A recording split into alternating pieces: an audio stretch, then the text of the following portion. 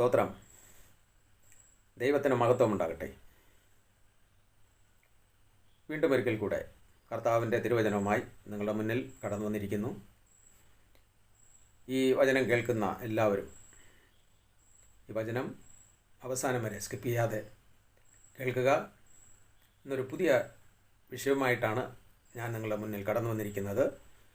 വിഷയമെന്ന് പറഞ്ഞാൽ പുതിയ വിഷയമല്ല. യഥാർത്ഥത്തിൽ ഇത് അനേക വർഷങ്ങളായി ജനങ്ങളുടെ നടുവെ ഓടിക്കൊണ്ടിരിക്കുന്ന ഒരു വിഷയമാണ്. മരിച്ചവർക്ക് വേണ്ടി പ്രാർത്ഥിക്കാമോ? ഇന്ന് പലരും ചോദിച്ചിട്ടുള്ളതും സംസാരിച്ചിട്ടുള്ളതും വിഷയമാണ്. ഇടയ്ക്ക് എൻ്റെ അടുത്തും ഒരു സഹോദരൻ ചോദിച്ചു മരിച്ചവർക്ക് വേണ്ടി പ്രാർത്ഥിക്കുന്നതിനെക്കുറിച്ച്. അപ്പോൾ ഞാൻ അതിനുള്ള മറുപടി കൊടുത്തു. എന്നാലും ഇന്ന് ലോകത്തിൽ അനേകർ ഇങ്ങനെയുള്ള വിശ്വാസത്തിൽ കഴിയുന്നവരുണ്ട്.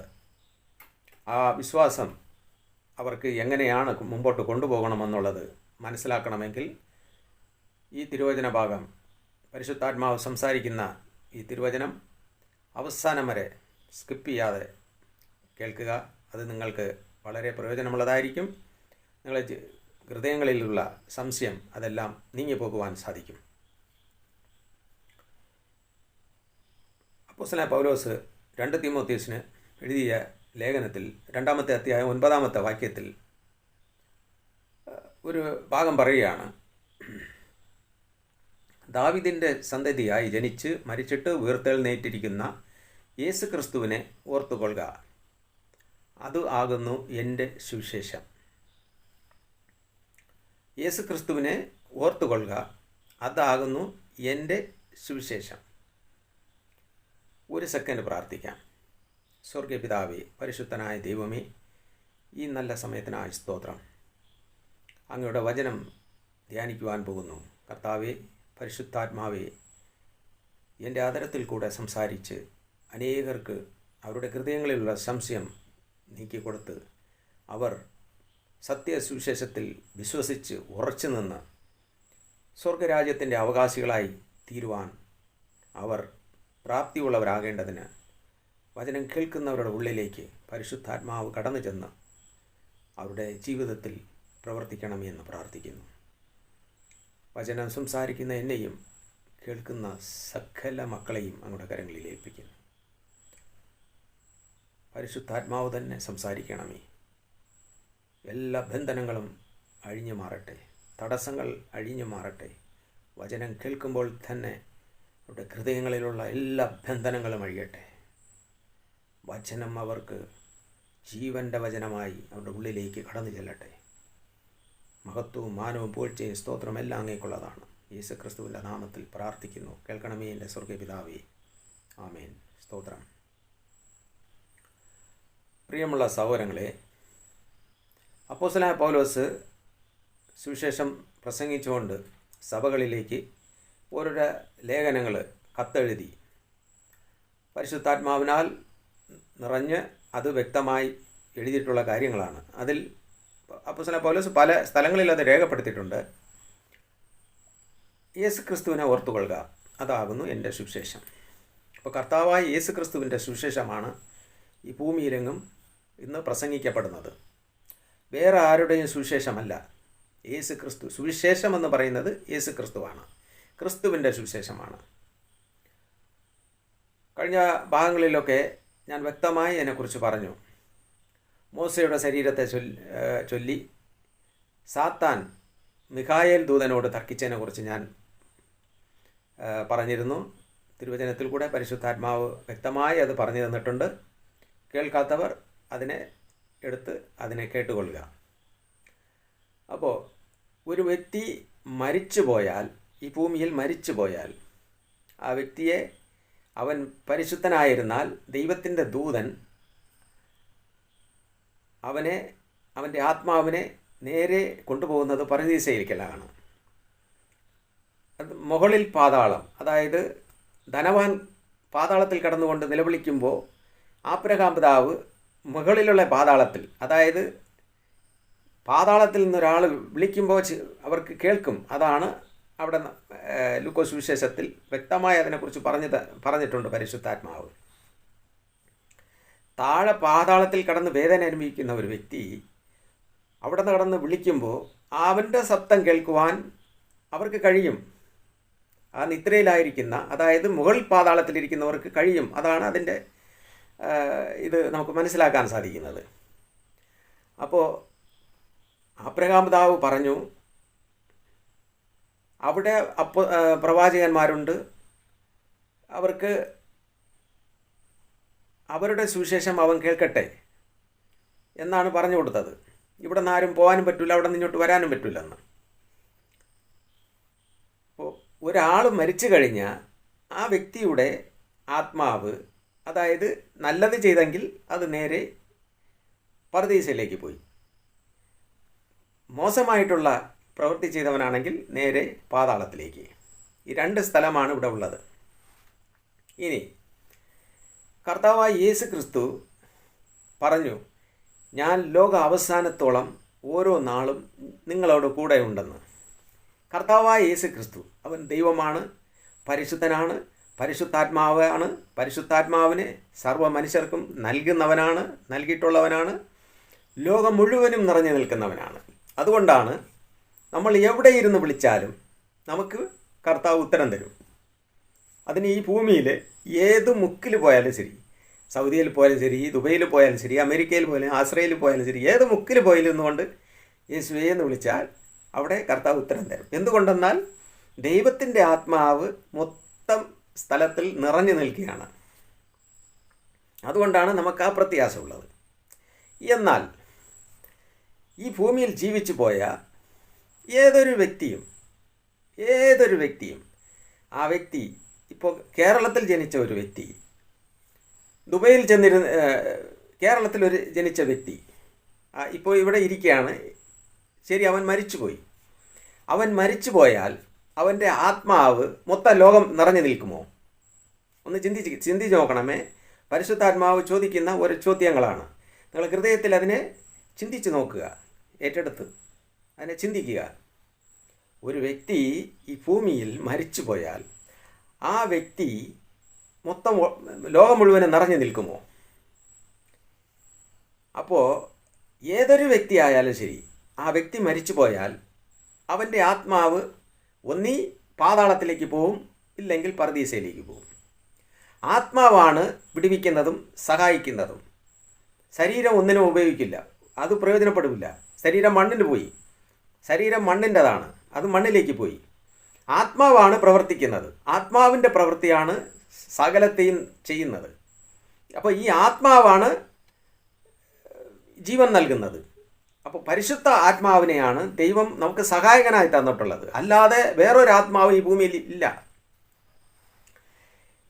അതുകൊണ്ടാണ് കൊരിന്ത്യ ലേഖനത്തിൽ അപ്പോസ്തലനായ പൗലോസ് 2 കൊരിന്ത്യർ 5:10 എടുത്ത് വായിച്ച് നോക്കുക. ഒരുത്തൻ ഈ ഭൂമിയിൽ ജീവിച്ചിരിക്കുമ്പോൾ അവൻ ചെയ്ത നല്ലതിനായാലും ശരി, തീയതിനായാലും ശരി, എല്ലാവരും കർത്താവായ യേശു ക്രിസ്തുവിൻ്റെ മുന്നിൽ നിൽക്കേണ്ടി വരും. നല്ലത് ചെയ്തവനായാലും ശരി, തീയത് ചെയ്തവനായാലും ശരി, എല്ലാവർക്കുമുള്ള വിധി കർത്താവായ യേശു ക്രിസ്തുവാണ്. കർത്താവായ യേശു ക്രിസ്തുവിൻ്റെ മുന്നിൽ എല്ലാവരും നിൽക്കണം. അത് നല്ലത് ചെയ്തവന് നിൽക്കും, തീയത് ചെയ്തവന് നിൽക്കും.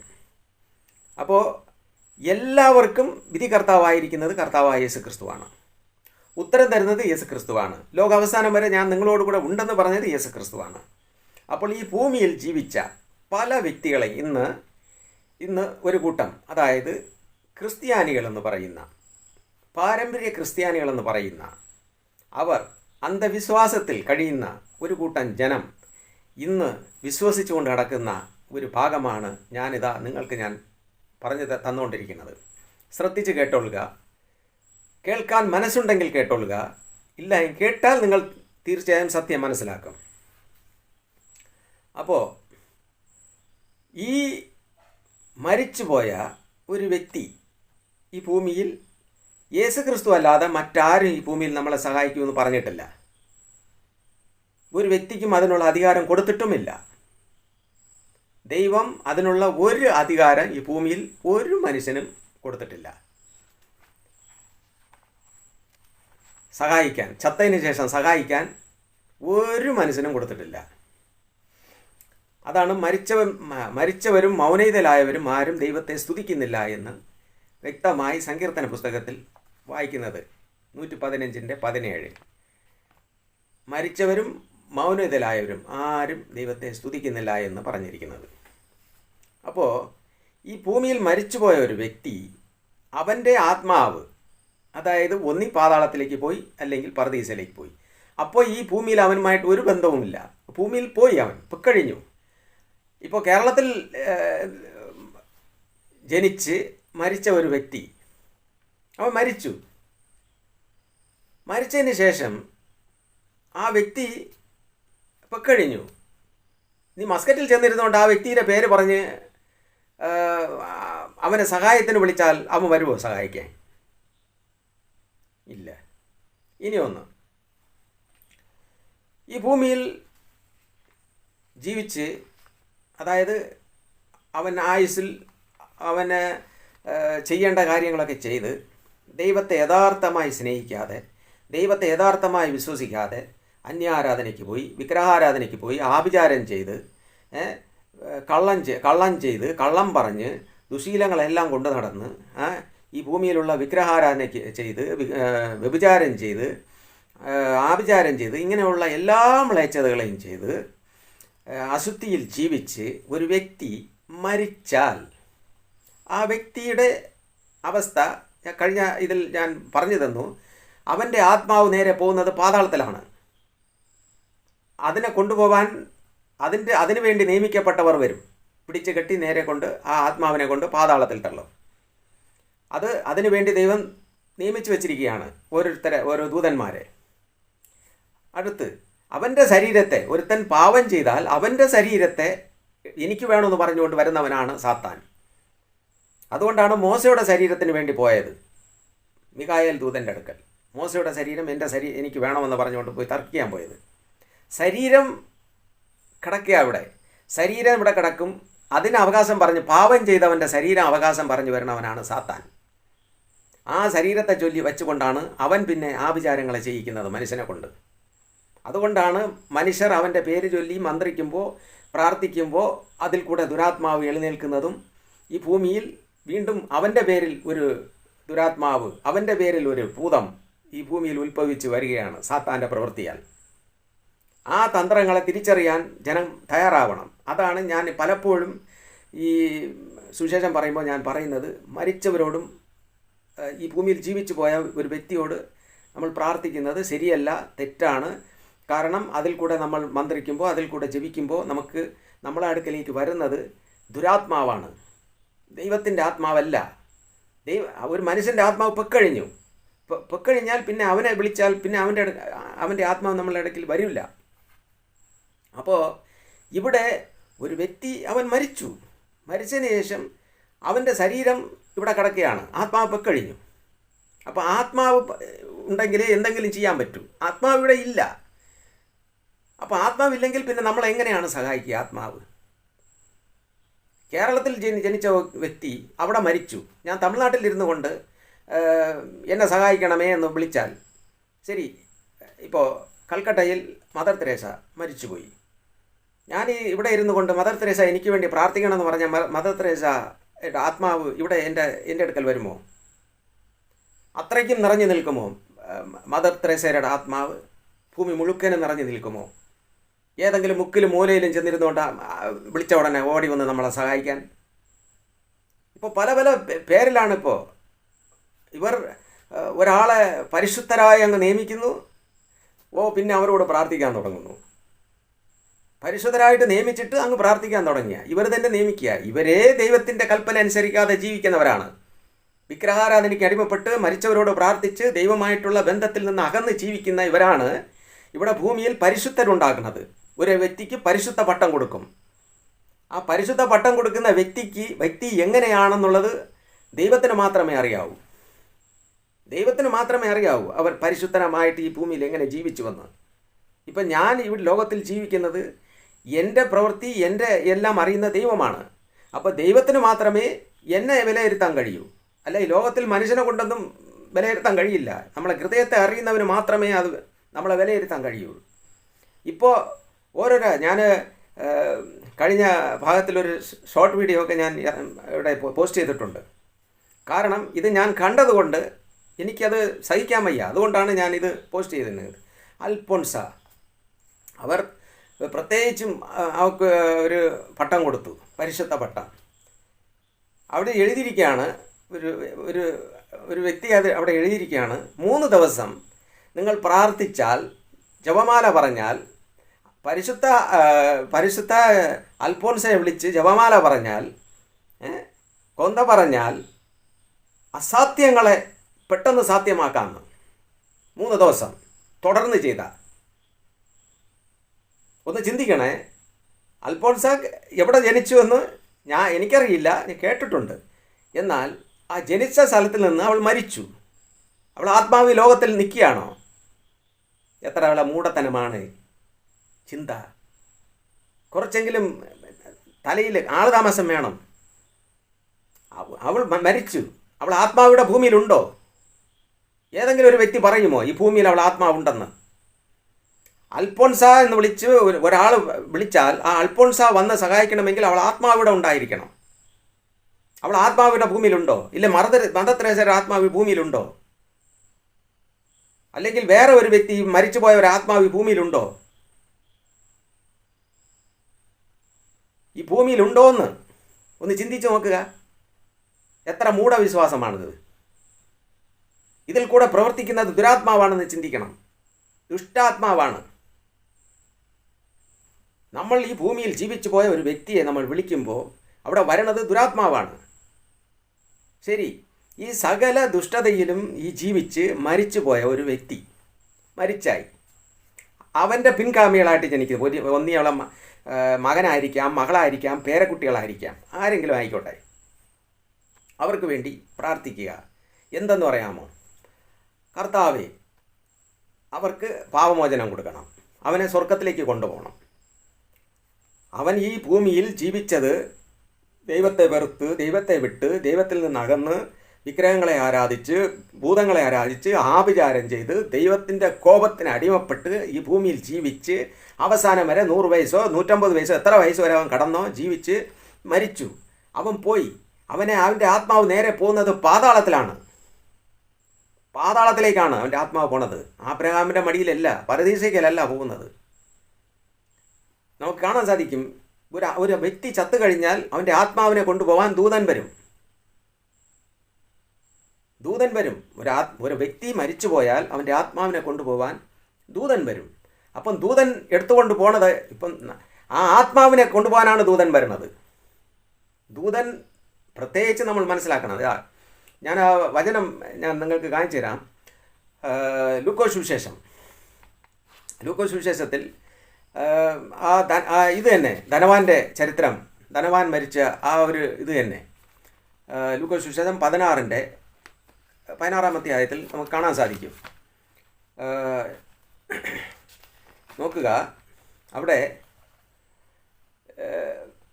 അത് പ്രത്യേകം രേഖപ്പെടുത്തിയിരിക്കുകയാണ്. ആ ദരിദ്രൻ മരിച്ചപ്പോൾ ദൂതന്മാർ അവനെ ആബ്രഹാമിൻ്റെ മടിയിലേക്ക് കൊണ്ടുപോയി. കണ്ടോ? ദൂതന്മാരാണ് കൊണ്ടുപോയത്. ആ ദരിദ്രൻ്റെ ആത്മാവിനെ ദൂതന്മാരാണ് കൊണ്ടുപോയത്. ശരീരം ഇവിടെ കിടക്കുക, എന്നാൽ ആത്മാവിനെ ദൂതന്മാർ കൊണ്ടുപോയെന്ന് പറഞ്ഞിരിക്കുന്നു. അപ്പോൾ അത് ഒരു വ്യക്തിക്കുള്ളതല്ല. ഈ ലോകത്തിൽ ജീവിക്കുന്ന സകലരുടെ കാര്യവുമാണത്. സകല മനുഷ്യരുടെയും കാര്യമാണ്. ഒരു വ്യക്തി മരിച്ചു പോയാൽ അവൻ്റെ ആത്മാവിനെ കൊണ്ടുപോകാൻ ദൂതൻ വരും. പാതാളത്തിലേക്ക് കൊണ്ടുപോകണമെങ്കിൽ അവൻ പാതാളത്തിലേക്ക് കൊണ്ടുപോകും. ദൈവത്തിൻ്റെ അടുക്കിലേക്ക് കൊണ്ടുപോകേണ്ടതാണെങ്കിൽ ദൈവത്തിൻ്റെ അടുക്കിൽ കൊണ്ടുപോകും. ആ ആത്മാവിനെ ആർക്കും വിട്ടുകൊടുക്കില്ല. കാരണം ആത്മാവ് ദൈവത്തിൻ്റെതാണ്. ആത്മാവ് സാത്താനുള്ളതല്ല. ആത്മാവ് ദൈവത്തിൻ്റെതാണ്. എവിടെ നിന്ന് വന്നോ അവിടേക്ക് തന്നെ പോകും. അതാണ് സഭാപ്രസംഗിയിൽ നമുക്കിത് കാണാൻ സാധിക്കും. സഭാപ്രസംഗി 12-ാമത്തെ അധ്യായം വായിച്ചു നോക്കുക, മനസ്സിലാക്കിക്കൊള്ളുക. 12-ാമത്തെ അധ്യായം 7-ാമത്തെ വാക്യം ഇതിൽ വ്യക്തമായി പറയുന്നു. ഞാൻ വായിച്ച് കേൾപ്പിക്കാം. പൊടി പണ്ട് ആയിരുന്നതുപോലെ ഭൂമിയിലേക്ക് തിരികെ ചേരും. പൊടി, അതായത് മണ്ണ് എങ്ങനെ ആയിരുന്നോ അതുപോലെ തന്നെ മണ്ണിലേക്ക് പോകും. ആത്മാവ് അതിനെ നൽകിയ ദൈവത്തിൻ്റെ അടുക്കിലേക്ക് മടങ്ങിപ്പോകും. ആ ശരീരത്തിൽ വന്ന ആത്മാവ് അത് ദൈവത്തിൻ്റെ അടുക്കിലേക്ക് മടങ്ങിപ്പോകും. അതായത് എവിടെ നിന്ന് വന്നോ അവിടേക്ക് തന്നെ ആ ആത്മാവ് പോകും എന്ന് പറഞ്ഞിട്ടുണ്ട്. സഭാപ്രസംഗിയിൽ ഓർമ്മ വേണം, മറന്നു കളയല്ലേ. സഭാപ്രസംഗി 12:7 ഇത് പറയണത്. അപ്പോൾ ഒരു വ്യക്തിയുടെ ആത്മാവ് എവിടെ നിന്ന് വന്നോ അവിടേക്ക് തന്നെ പോവുകയാണ്. അപ്പോൾ ഈ ഭൂമിയിൽ ഇന്ന് വരെ ജീവിച്ച ഏതൊരു വ്യക്തിയുടെ ആത്മാവും, ഈ ഭൂമിയിൽ ജീവിച്ച ഏതൊരു വ്യക്തി എല്ലാം പോയത് ആ ഉടയവൻ്റെ അടുക്കലേക്ക്. അവിടെ പോയി നല്ല ആത്മാവിനെ, അതായത് ഈ ഭൂമിയിൽ അനുസരിച്ച ദൈവത്തെ വിശ്വസിച്ച് ഭയത്തോടും വിറയലോടും വിശുദ്ധിയോടും ഭക്തിയോടും ജീവിച്ച ദൈവത്തിൻ്റെ പ്രീതിയുള്ള ആത്മാവ് നേരെ പോകുന്നത് പറുദീസയിലേക്കാണ്. ആബ്രഹാം പിതാവ്, എവിടെ ആബ്രഹാം പിതാവുണ്ടോ അവിടെ, എവിടെയാണ് ആബ്രഹാം പിതാവുണ്ടോ അവിടെ കർത്താവായ യേശു ക്രിസ്തുവിൽ വിശ്വസിക്കുന്ന എല്ലാവരും ആബ്രഹാമിൻ്റെ മക്കളെന്നാണ് പറഞ്ഞിരിക്കുന്നത്. ആബ്രഹാമിൻ്റെ സന്തതിയിൽപ്പെടും. ഞാൻ കഴിഞ്ഞ പ്രാവശ്യമൊക്കെ എടുത്ത് ഞാനത് കേൾപ്പിച്ചു തന്നു. അത് ഞാനിപ്പോൾ എടുക്കുന്നില്ല, അതെടുത്ത് നിങ്ങൾ നോക്കുക. അപ്പോൾ അത് നിങ്ങൾക്ക് മനസ്സിലാവും. ആബ്രഹാം പിതാവിൻ്റെ മക്കളാണ് ആവുന്നത്. ക്രിസ്തുവിൽ വിശ്വസിക്കുന്നവനെല്ലാം ആബ്രഹാമിൻ്റെ സന്തതിയിൽപ്പെടുന്നു എന്ന് വ്യക്തമായി ലേഖനങ്ങളിൽ എഴുതിയിരിക്കുന്നു. അത് ഞാൻ എടുത്ത് കാണിച്ചു തന്നു. അപ്പോൾ ആബ്രഹാമിൻ്റെ സന്തതികളെയാണ് കർത്താവ് രക്ഷിക്കാൻ ഈ ഭൂമിയിൽ വന്നെന്ന് ഈ സുവിശേഷം പ്രസംഗിച്ചുകൊണ്ടിരുന്ന സമയത്തും പറഞ്ഞു. ഇപ്പോൾ ഈ ആബ്രഹാമിൻ്റെ എല്ലാം ക്രിസ്തുവിൽ വിശ്വസിക്കുന്നവരുടെ കൂടെ ആ പരമ്പരയിൽ കൂടെയാണ് പോകുന്നത്. അപ്പോൾ യേശു ക്രിസ്തുവിലുള്ള വിശ്വാസത്തിലാണ് ഇതെല്ലാം വരണത്. യേശു ക്രിസ്തുവിൽ ഉള്ള വിശ്വാസം, അല്ലാതെ വേറെ ഒരു വിശ്വാസവും ഇവൻ്റെ ഇടയിൽ കയറുന്നില്ല. അപ്പോൾ ഈ ഭൂമിയിൽ മരിച്ചവൻ്റെ ഏതൊരു ആത്മാവും പോണത് ഒന്നി നല്ലത് ദൂതൻ കൊണ്ടുപോകും പറുദീസയിലേക്ക്, ഇല്ലെങ്കിൽ നേരെ പാതാളത്തിലേക്ക്, യാതന അനുഭവിക്കുന്ന സ്ഥലത്ത്. ആത്മാവ് പൊക്കഴിഞ്ഞു. അപ്പോൾ ഈ ഭൂമിയിൽ ജീവിക്കുന്ന ഒരു വ്യക്തി, അവൻ ഇപ്പോൾ ജീവിച്ചിരിക്കുകയാണ്. അവൻ തൻ്റെ വിശുദ്ധി അവൻ ചിന്തിക്കുന്നില്ല. താൻ വിശുദ്ധിയോടെ ജീവിക്കണമോ, താൻ പാപത്തിൽ നിന്ന് അകന്നു പോകണം, അവൻ മാനസാന്തരപ്പെടണം, അവൻ വിശുദ്ധിയോടെ ജീവിക്കണം, അവൻ പുതിയ സൃഷ്ടിയായിരിക്കണം, അവൻ പഴയതെല്ലാം ചത്ത് പഴയ സ്വഭാവമെല്ലാം അവനിൽ നിന്ന് മരിക്കപ്പെട്ടതായിരിക്കണം, അവൻ പുതിയ ഒരു ജീവിതത്തിലേക്ക് നടക്കുന്നവനായിരിക്കണം, നടക്കുന്നവളായിരിക്കണം. അതുപോലെ തന്നെ അവൻ എപ്പോഴും കർത്താവിൻ്റെ കൂടെ ഇരിക്കുന്ന ഒരു വ്യക്തിയായിരിക്കണം. അപ്പോൾ അങ്ങനെയുള്ള ഒരു വ്യക്തിക്കാണ് ഈ ഭൂമിയിൽ നിന്ന് പോകുമ്പോൾ അത് പറുദീസയിലേക്ക് പോകാൻ പറ്റുക. അപ്പോൾ അങ്ങനെയുള്ള ഒരു വ്യക്തി ഈ ഭൂമിയിൽ ഇങ്ങനെ ജീവിച്ചുകൊണ്ടിരിക്കുമ്പോൾ തന്നെ, തോന്നിയ വാസമൊക്കെ ജീവിച്ചുകൊണ്ടിരിക്കുമ്പോൾ തന്നെ അവൻ ചത്തുപോയ അവൻ ഈ ഭൂമിയിൽ നിന്ന് എങ്ങനെ ജീവിച്ചോ അത് ദൈവത്തിന് മാത്രമേ അറിയാവൂ. അല്ലാതെ വേറെ ഒരു വ്യക്തിക്കും എന്നെപ്പറ്റി അറിയണമെങ്കിൽ ദൈവത്തിന് മാത്രമേ അറിയാവൂ. വേറൊരു വ്യക്തിക്കും എന്നെപ്പറ്റി അറിഞ്ഞുകൂടാ. കർത്താവിന് മാത്രമേ അറിയൂ. എൻ്റെ ഹൃദയത്തെ അറിയുന്ന ദൈവത്തിന് മാത്രമേ എന്നെ അറിയാവൂ. അപ്പോൾ എൻ്റെ മകനായാലും ശരി, മകളായാലും ശരി, ഇല്ല ഭാര്യയായാലും ശരി, എൻ്റെ ബന്ധുക്കളായാലും ശരി, ആരായാലും ശരി, എന്നെ അറിയില്ല. എൻ്റെ ഹൃദയത്തെ അറിയില്ല. ഹൃദയത്തെ അറിയുന്നവന് മാത്രമേ അറിയാവൂ. അപ്പോൾ അങ്ങനെ ഈ ഭൂമിയിൽ ജീവിച്ച് മരിച്ചു പോയ ഒരു വ്യക്തി, അവൻ്റെ ആത്മാവ് ഒന്നി പാതാളത്തിൽ കാണും, അല്ലെങ്കിൽ പറുദീസയിൽ കാണും എന്ന് നമുക്ക് ചിന്തിക്കാം. അവന് വേണ്ടി പ്രാർത്ഥിക്കുക. ഇതെന്ത് ന്യായമാണ്? കർത്താവായ യേശു ക്രിസ്തു സുവിശേഷത്തിൽ പോലും പറഞ്ഞു, ഞാൻ നിങ്ങളടുത്ത് വന്ന് സംസാരിച്ചില്ല എങ്കിൽ നിങ്ങൾക്ക് പാവമില്ലായിരുന്നു. കർത്താവായ യേശു ക്രിസ്തു ഭൂമിയിൽ വന്നു കഴിഞ്ഞു. വന്ന് എല്ലാവരോടും കൂടെ ഇരുന്ന് സംസാരിച്ച് സുവിശേഷം പ്രസംഗിച്ചു. ആ സുവിശേഷം അപ്പോസ്തലന്മാർ ഭൂമിയിൽ പ്രസംഗിച്ചു. അതേ വിശ്വാസം ഇപ്പോൾ പൊയ്ക്കൊണ്ടിരിക്കുകയാണ്. ഈ കർത്താവിൽ വിശ്വസിക്കാത്ത ഒരു വ്യക്തി, അവൻ പാവം ചെയ്ത് മരിച്ചു പോയാൽ അവന് വേണ്ടി നമ്മൾ പ്രാർത്ഥിച്ചാൽ അവൻ്റെ ആത്മാവ് സ്വർഗത്തിലേക്ക് കൊണ്ടുപോകാൻ ദൈവം വരുമെന്നാണോ? ഒരിക്കലുമല്ല. അങ്ങനെ ഒരിക്കലും ചിന്തിക്കരുത്. അതാണ് ഇതിൻ്റെ ഒരു ഭാഗം. ആവർത്തന പുസ്തകം 14-ാമത്തെ അധ്യായം 1-ാമത്തെ വാക്യം. അവിടെ ഒരു ഭാഗം, ഒരു വചനം പരിശുദ്ധാത്മാവ് രേഖപ്പെടുത്തിയിരിക്കുന്നു. എടുത്ത് വായിച്ചു നോക്കുക. നിങ്ങൾ അവിടെ എങ്ങനെ എഴുതിയിരിക്കുന്നു? നിങ്ങൾ ദൈവത്തിന് മക്കളാണ്. നിങ്ങൾ ദൈവത്തിന് മക്കളാണ്. അതുകൊണ്ട് നിങ്ങൾ മരിച്ചവന് വേണ്ടി ദുഃഖിക്കരുത്. നോക്കണേ, ഇതാ ഞാൻ വായിച്ച് കേൾപ്പിക്കാം. നിങ്ങൾ നിങ്ങളുടെ ദൈവമായ യഹോവയ്ക്ക് മക്കൾ ആകുന്നു. മരിച്ചവനു വേണ്ടി നിങ്ങളെ മുറിവേൽപ്പിക്കുകയോ നിങ്ങൾക്ക് മുൻ കസണ്ടി ഉണ്ടാക്കുകയോ ചെയ്യരുത്. എന്ത് പറഞ്ഞിരിക്കുന്നു? മരിച്ചവന് വേണ്ടി നീ നിന്റെ ശരീരത്തിൽ മുറിവേൽപ്പിക്കരുത് എന്ന് വച്ചാൽ നീ മരിച്ചവന് വേണ്ടി ഒന്നും ചെയ്യരുതെന്നാണ് അതിൻ്റെ അർത്ഥം. നീ മരിച്ചവന് വേണ്ടി എന്ത് തന്നെ കാഴ്ച കൂട്ടിയാലും ശരി, മരിച്ചവന് പേരിൽ മുട്ടയടിച്ചാലും ശരി, എന്ത് ചെയ്താലും ശരി, അത് ദൈവമായിട്ടുള്ള ബന്ധത്തിലല്ല. ദൈവത്തിന് അത് ഇഷ്ടമില്ല. പ്രത്യേകിച്ചും മോശയിൽ കൂടെ പരിശുദ്ധാത്മാവ് രേഖപ്പെടുത്തിയിരിക്കുകയാണ്, മരിച്ചവന് വേണ്ടി നിന്റെ ശരീരത്തിൽ നീ മുറിവുണ്ടാക്കരുത്, മരിച്ചവന് വേണ്ടി നീ മുട്ടയടിക്കരുത്, മുൻകസണ്ടി ഉണ്ടാക്കരുത് എന്ന് മോശെ ഇത് അന്ന് പറഞ്ഞ ഒരു കാര്യമാണ്. അപ്പോൾ അതവിടെ ഇരിക്കട്ടെ. മരിച്ചവന് വേണ്ടി ഈ ഭൂമിയിൽ ഓരോരുത്തർ കാട്ടിക്കൂട്ടുന്ന ഈ കോപ്രായങ്ങൾ, അവർ ചത്തു കഴിഞ്ഞാൽ അവരെ കല്ലറകളെയൊക്കെ കെട്ടിപ്പണിത് അലങ്കരിച്ച് അതിൻ്റെ മുകളിൽ തിരിയും കൊളുത്തി അവന് വേണ്ടി പ്രാർത്ഥിക്കേണ്ട, ഇവന് വേണ്ടി ദൈവത്തോട് നിലവിളിക്കുക. സ്വന്തം പാപത്തിന് വേണ്ടി പ്രാർത്ഥിക്കാനാണ് കർത്താവ് പറയുന്നത്. സ്വന്തം പാപം, നീ മാനസാന്തരപ്പെടണം, നീ രക്ഷിക്കപ്പെടണം, നീ വിശുദ്ധനായിരിക്കണം, നീ പുതിയ സൃഷ്ടിയാകണം. அதை വിട്ടിട്ട് പാപത്തിൽ മരിച്ച് ഈ ഭൂമിയിൽ ജീവിച്ചു പോയ ഒരു വ്യക്തിക്ക് വേണ്ടി നീ പ്രാർത്ഥിക്കുക കിടന്നുണ്ട്, ചത്തുപോയവന് വേണ്ടി. അവൻ ജീവിക്കുമ്പോൾ ചെയ്ത നല്ലതിനും തീയതിനും അവന് ന്യായം വിധിക്കാൻ കർത്താവ് പറഞ്ഞിരിക്കുകയാണ്. ബൈബിളിൽ തിരുവചനത്തിൽ പറയുകയാണ്, അവൻ ചെയ്ത നല്ലതിനും തീയതിനും പ്രാപിപ്പാൻ ക്രിസ്തുവിൻ്റെ ന്യായാസനത്തിൻ്റെ മുന്നിൽ നിൽക്കണം. അത് ആരായാലും ശരി. 2 കൊരിന്ത്യർ 5:10 എടുത്ത് വായിച്ചു നോക്കുക.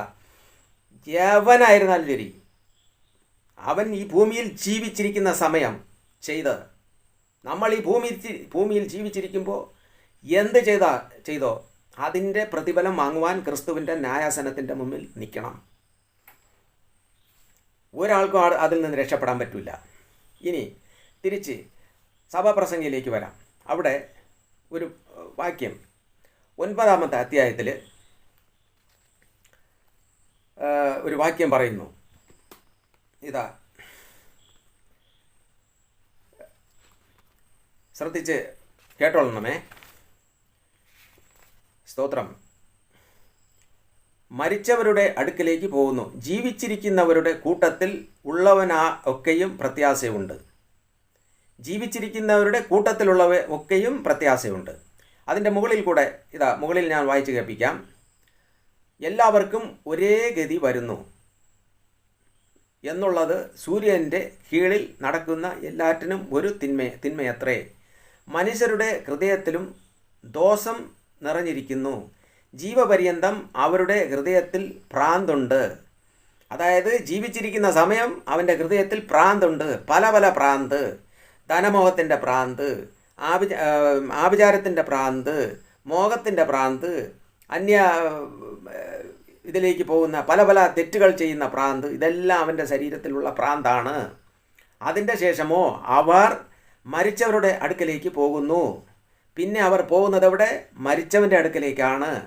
ജീവിക്കുന്നവരുടെ കൂട്ടത്തിൽ ഉള്ളവനൊക്കെയും പ്രത്യാശയുണ്ട്. ജീവിക്കുന്നവരുടെ കൂട്ടത്തിൽ ഉള്ളവന് പ്രത്യാശയുണ്ട്. ഈ ഭ്രാന്ത് പിടിച്ച് ജീവിക്കുന്നില്ലേ ഈ ഭൂമിയിൽ, അവനൊരു പ്രത്യാശയുമില്ല.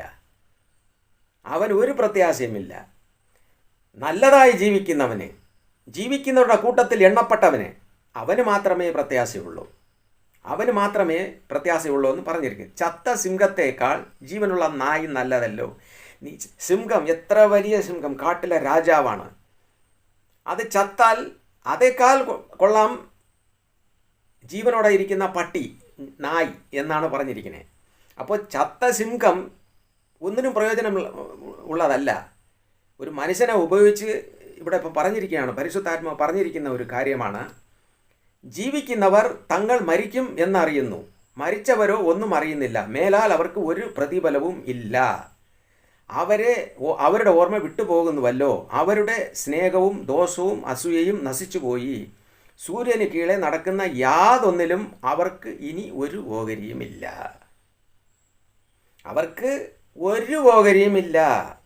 അതായത് ഈ ഭൂമിയിൽ ജീവിച്ചു പോയ ഏതൊരു വ്യക്തിക്കും ഈ ഭൂമിയിൽ ജീവിച്ചിരിക്കുന്ന സമയം അവൻ നല്ലതായി ജീവിച്ചാൽ അവൻ്റെ ശരീരത്തിൽ അവൻ വിശുദ്ധ ജീവിതം നയിച്ച് അവൻ ജീവിക്കുന്നവരുടെ കൂട്ടത്തിൽ എണ്ണപ്പെട്ടിരിക്കുകയാണ്. അതുകൊണ്ട് അവന് പ്രത്യാശയുണ്ട്. അവന് വീണ്ടും അവനൊരു ജനനമുണ്ട്. ആ ജനനത്തിൽ കൂടെ കർത്താവിൻ്റെ കൂടെ അവനെ ജീവിക്കാൻ പറ്റും, കർത്താവിൻ്റെ കൂടെ ഇരിക്കാൻ പറ്റും. രണ്ടാമത്തെ മരണം അവനില്ല. എന്നാൽ മരിച്ചവനോ, അവൻ ഈ ഭൂമിയിൽ നിന്ന് പോയി. അവൻ ജീവിതകാലം മുഴുവനും ഭ്രാന്ത് പിടിച്ചവനായി ജീവിച്ചു. പല പല ഭ്രാന്ത്. എന്തെല്ലാം ഭ്രാന്ത്? താഴെ പറഞ്ഞിട്ടിരിക്കുന്നു. അവരുടെ അസൂയ, ദോഷം, ഭ്രാന്ത്, മേലാൽ ഇതൊക്കെ നശിച്ചു പോയി. അവരുടെ ശരീരത്തിലുള്ള സകലതും.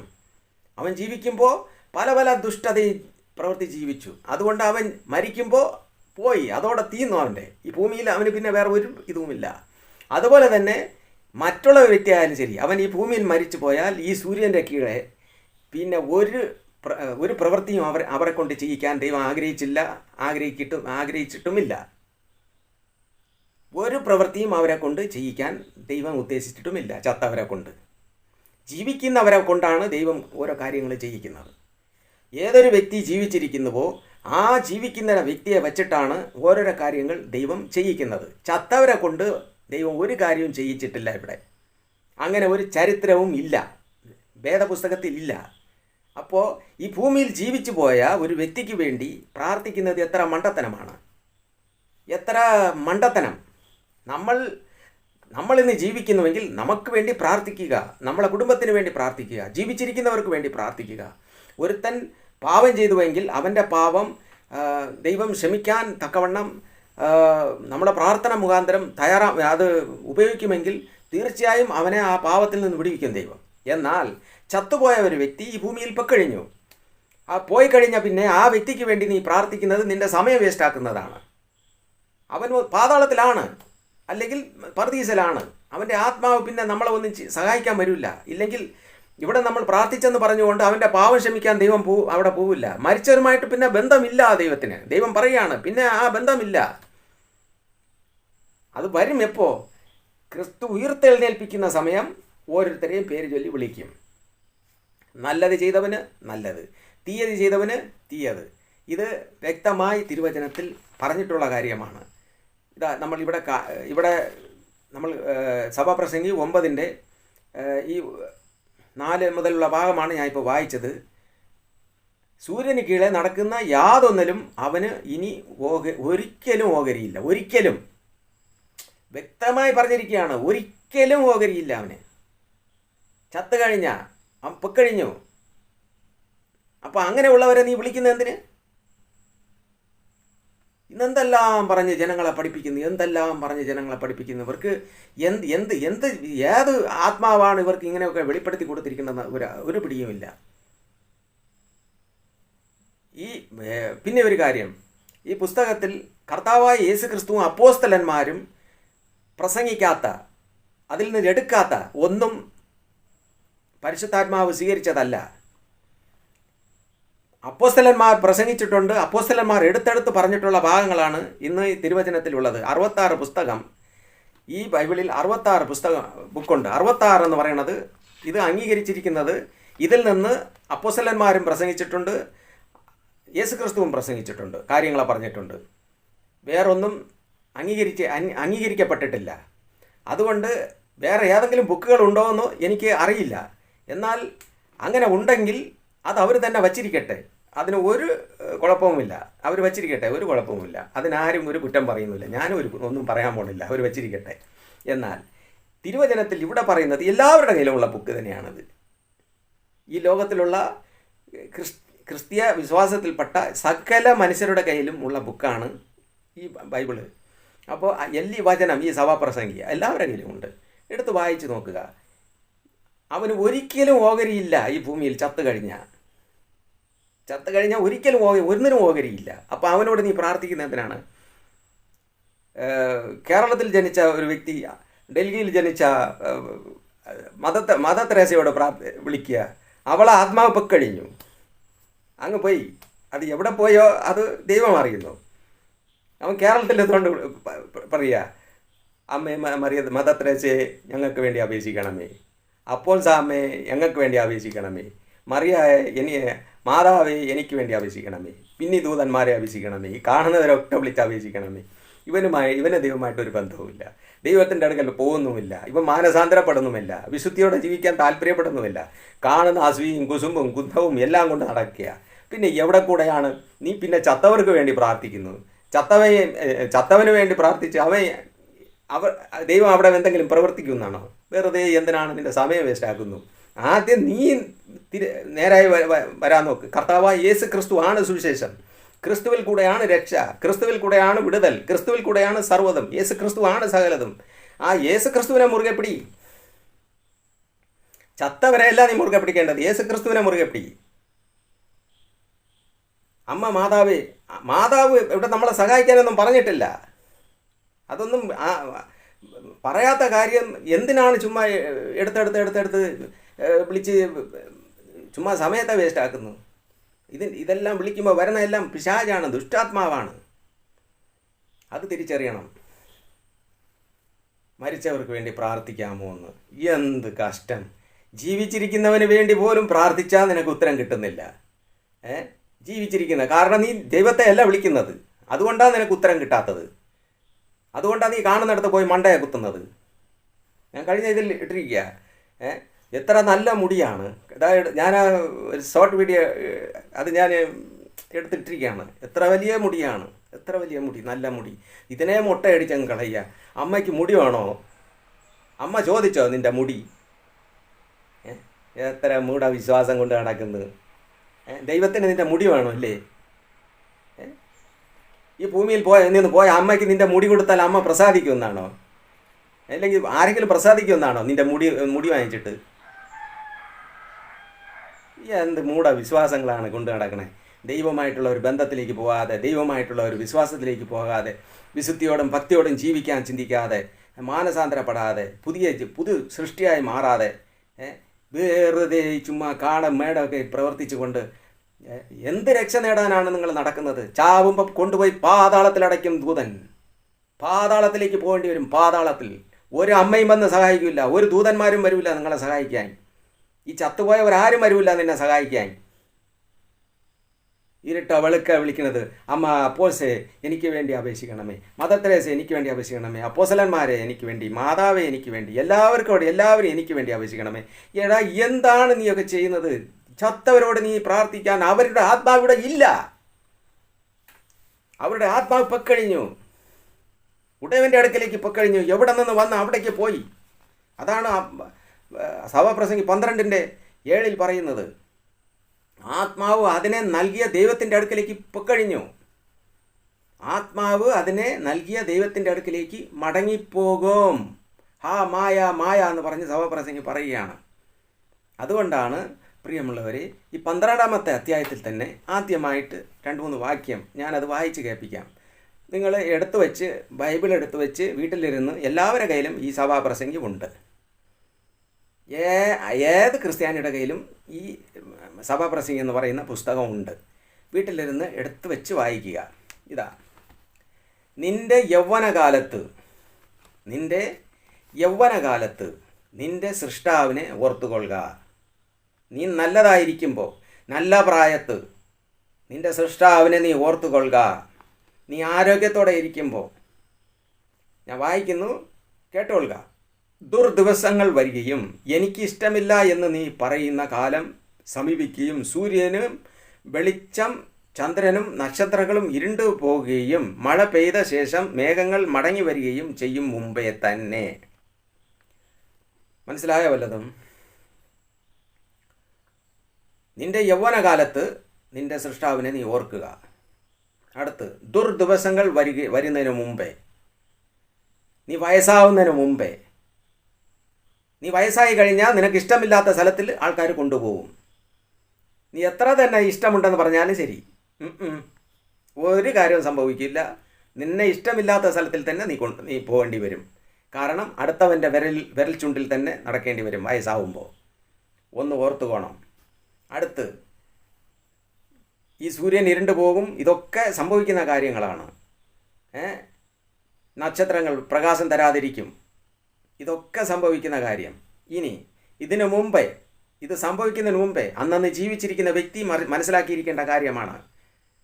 അന്നന്ന് ജീവിച്ചിരിക്കുന്ന വ്യക്തി മനസ്സിലാക്കിയിരിക്കേണ്ട കാര്യമാണ്. അവൻ ചിലപ്പോൾ ജീവിച്ചിരിക്കുന്ന സമയത്തായിരിക്കും ഇത് സംഭവിക്കുക. അതുകൊണ്ട് ആ സമയത്തിന് മുമ്പേ നീ ഇത് വളരെ കരുതലോടെ ഇരിക്കേണ്ടതാണ്. അടുത്ത്, അന്ന് വീട്ടുകാവൽക്കാർ വിറയ്ക്കും, ബലവാന്മാർ കുനിയും, അരയ്ക്കുന്നവർ ചുരുക്കമാകയാൽ അടങ്ങിയിരിക്കും, കിളിവാതിലുകളിൽ കൂടെ നോക്കുന്നവർ അന്തരാകും, തെരുവിലെ കാതുകൾ അടയും, അരയ്ക്കുന്ന ശബ്ദം മന്ദമാകും, പക്ഷികളുടെ ശബ്ദത്തിങ്കൽ ഉണർന്നു പോകും, പാട്ടുകാരത്തികൾ ഒക്കെയും തളരുകയും ചെയ്യും. മനസ്സിലായോ? ആർക്കെങ്കിലും മനസ്സിലായില്ല ഇല്ലേ എന്ന് ഞാൻ മനസ്സിലാക്കി തരാം. ഇതാ, അന്ന് വീട്ടുകാവൽക്കാർ വിറയ്ക്കും. നമ്മളെ ശരീരം എന്താവുമെന്നറിയാമോ? വിറയലുണ്ടാവും. നമ്മളെ കൊണ്ട് നടക്കുന്ന നമ്മളെ ശരീരത്തിലെ നരമ്പ് തളരും. ഇതാണ് ഒരു മനുഷ്യൻ്റെ അവസ്ഥയെക്കുറിച്ച് ഇവിടെ പറഞ്ഞിരിക്കുകയാണ്. നീ എപ്പോൾ ദൈവത്തെ അന്വേഷിക്കണമെന്നുള്ള കാര്യം പറഞ്ഞുകൊണ്ട് പരിശുദ്ധാത്മാവ് രേഖപ്പെടുത്തിയിരിക്കുന്ന കാര്യമാണത്. നമ്മളെ ശരീരത്തിൻ്റെ നരമ്പുകൾ തളർന്നു പോകും, നമ്മൾക്ക് വിറയലുണ്ടാകും, നമുക്ക് നേരെ നടക്കാൻ പറ്റില്ല. അടുത്ത് കുനിയും, ചിലർ കൂനി നടക്കും, അതായത് നൂന്ന് നടക്കാൻ പറ്റില്ല, ശരീരത്തിൻ്റെ ബലം ക്ഷയിച്ചു പോകും. അടുത്ത്, അരയ്ക്കുന്നവർ ചുരുക്കമാകിയാൽ അടങ്ങിയിരിക്കും. പല്ല് നമ്മൾ അരച്ച് തിന്നുന്നതാണ്, പല്ലൊക്കെ തൊളിഞ്ഞു പോകും. ചിലപ്പോൾ അവിടെയോ ഇവിടെയോ ഏതെങ്കിലും മുക്കിലോ മുമ്പിലോ അല്ലെങ്കിൽ താഴെയോ ഏതെങ്കിലും ഒരു സൈഡ് 2 3 കാണും. അതുകൊണ്ട് ഈ അരയ്ക്കുന്ന ഇത് സംഭവം തീരും. അതാണ് ഇവിടെ കൂടെ പറഞ്ഞിരിക്കുന്നത്. അരയ്ക്കുന്ന ശബ്ദം മന്ദമാകും. മനസ്സിലായോ? ഇനി ഇതിൻ്റെ അപ്പുറം മനസ്സിലാക്കി തരണോ? വേണ്ട. നിങ്ങൾ ഇത് കേട്ടിട്ട് നിങ്ങൾ ബൈബിൾ എടുത്ത് വെച്ച് വായിക്കുക. അടുത്ത്, പക്ഷികളുടെ ശബ്ദത്തിങ്കൽ ഉണർന്നു പോകും, പാട്ടുകാരത്തികൾ ഒക്കെയും തളരുകയും ചെയ്യും, കാത് കേൾക്കില്ല, കാതിൻ്റെ ശബ്ദമെല്ലാം അടയും. അടുത്ത്, അതാണ് പറഞ്ഞിരിക്കുന്നത്. ശബ്ദത്തിങ്കൽ ചെറിയ ശബ്ദം എവിടെയെങ്കിലും കേട്ടാൽ മതി, ഉണർന്നു, പിന്നെ ഉറക്കവും കാണില്ല നേരെ. ഒരു മനുഷ്യന് സംഭവിക്കുന്ന കാര്യമാണ് ഇവിടെ രേഖപ്പെടുത്തിയിരിക്കുന്നത്. നിന്റെ യൗവനത്തിൽ നിന്റെ ദൈവത്തെ ഓർത്തുകൊള്ളുക. അതായത് നിനക്ക് ആരോഗ്യമുള്ളപ്പോൾ, ഈ ഭൂമിയിൽ ജീവിക്കുമ്പോൾ നിനക്ക് ദൈവം തന്നിരിക്കുന്ന ആരോഗ്യം, സുഖം, സന്തോഷം, ഇതൊക്കെ ഉള്ള സമയത്ത് ദൈവത്തെ നീ ഓർത്തുകൊള്ളണം. ഇതെല്ലാം നഷ്ടപ്പെട്ടതിന് ശേഷം പിന്നെ വലിയ ബുദ്ധിമുട്ടാണ്. അതാണ് ഇവിടെ പരിശുദ്ധാത്മാവ് രേഖപ്പെടുത്തിയിരിക്കുന്നത്. അതായത് നിന്റെ സ്വയബുദ്ധി ഉള്ള സമയത്ത് നീ ദൈവത്തെ ഓർക്കണമെന്നാണ് പറയുന്നത്. മനുഷ്യൻ വയസ്സായി കഴിയുമ്പോൾ സ്വയബുദ്ധി നഷ്ടപ്പെട്ടു പോകും. അവൻ്റെ സ്വയബുദ്ധി അവൻ വയസ്സാവുമ്പോൾ നഷ്ടപ്പെട്ടു പോകും. അതാണ് ഇവിടെ വരുന്നത്. നിനക്ക് ദുർദിവസം വരും. നിനക്ക് അതായത് നമുക്ക് ഓരോരുത്തർക്കും അങ്ങനെ തന്നെ. ഈ വചനം സംസാരിക്കുന്ന ഞാനായാലും ശരി, ഞാൻ വയസ്സായി കഴിയുമ്പോൾ എന്നെ ഇഷ്ടമില്ലാത്ത സ്ഥലത്തിൽ കൊണ്ടുപോകും. കാരണം ഞാൻ പോകേണ്ടി വരും. എനിക്ക് നേരെ നടക്കാൻ പറ്റാതെ ഇരിക്കാൻ ചിലപ്പോൾ ഞാൻ വിറയൽ വരാം. മനുഷ്യനാണ്. ചിലർക്ക് വിറയൽ വരും, ചിലർക്ക് നടക്കാൻ പറ്റാതെ വരും, ചിലർക്ക് കൂനി നടക്കും, കാത് കേൾക്കില്ല, കണ്ണ് മങ്ങിപ്പോവും, പല്ലില്ലായിരിക്കില്ല, പല്ലിൽ 1 2 അവിടെ കാണും. അപ്പോൾ ഇതൊക്കെ സംഭവിക്കുന്നതിന് മുമ്പേ നിന്റെ യൗവനത്തിൽ നിന്റെ ദൈവത്തെ നീ ഓർത്തുകൊള്ളുക. അങ്ങനെ ഓർക്കാത്ത വ്യക്തികളിൽ സംഭവിക്കുന്നതാണ് ഞാൻ നേരത്തെ കാണിച്ചു തന്നത്. എന്താണ്? ജീവിക്കുന്നവരുടെ ദേശത്തിൽ പ്രത്യാശമുണ്ടോ? അവന് പ്രത്യാശയുണ്ട്. അവന് മാത്രമേ പ്രത്യാശയുള്ളൂ. മറ്റവന് ഒരു പ്രത്യാശയുമില്ല. എല്ലാം പാതാളത്തിലേക്കാണ്. ഈ ലോകത്തിൽ സുഖിച്ച് പൊഹിച്ച് ജീവിക്കുന്ന ഒരു വ്യക്തി പിന്നെ ഒരു പ്രത്യാശയുമില്ല. അവൻ പോകുന്നത് നേരെ പാതാളത്തിലാണ്. അടുത്ത് വീണ്ടും 8 സഭപ്രസംഗി 8 പറയുന്നു, ആത്മാവിനെ തടുപ്പാൻ ആത്മാവിൻ്റെ മേൽ അധികാരമുള്ള ഒരു മനുഷ്യനുമില്ല, മരണദിവസത്തിന്മേൽ അധികാരമുള്ളവനും ഇല്ല. ആത്മാവിനെ തടുക്കുവാൻ ഈ ഭൂമിയിലോ ഒരിടത്തും ഒരു വ്യക്തിയുമില്ല. മരണദിവസത്തെ തടുക്കാനും ഒരു വ്യക്തിക്കും കഴിയില്ല.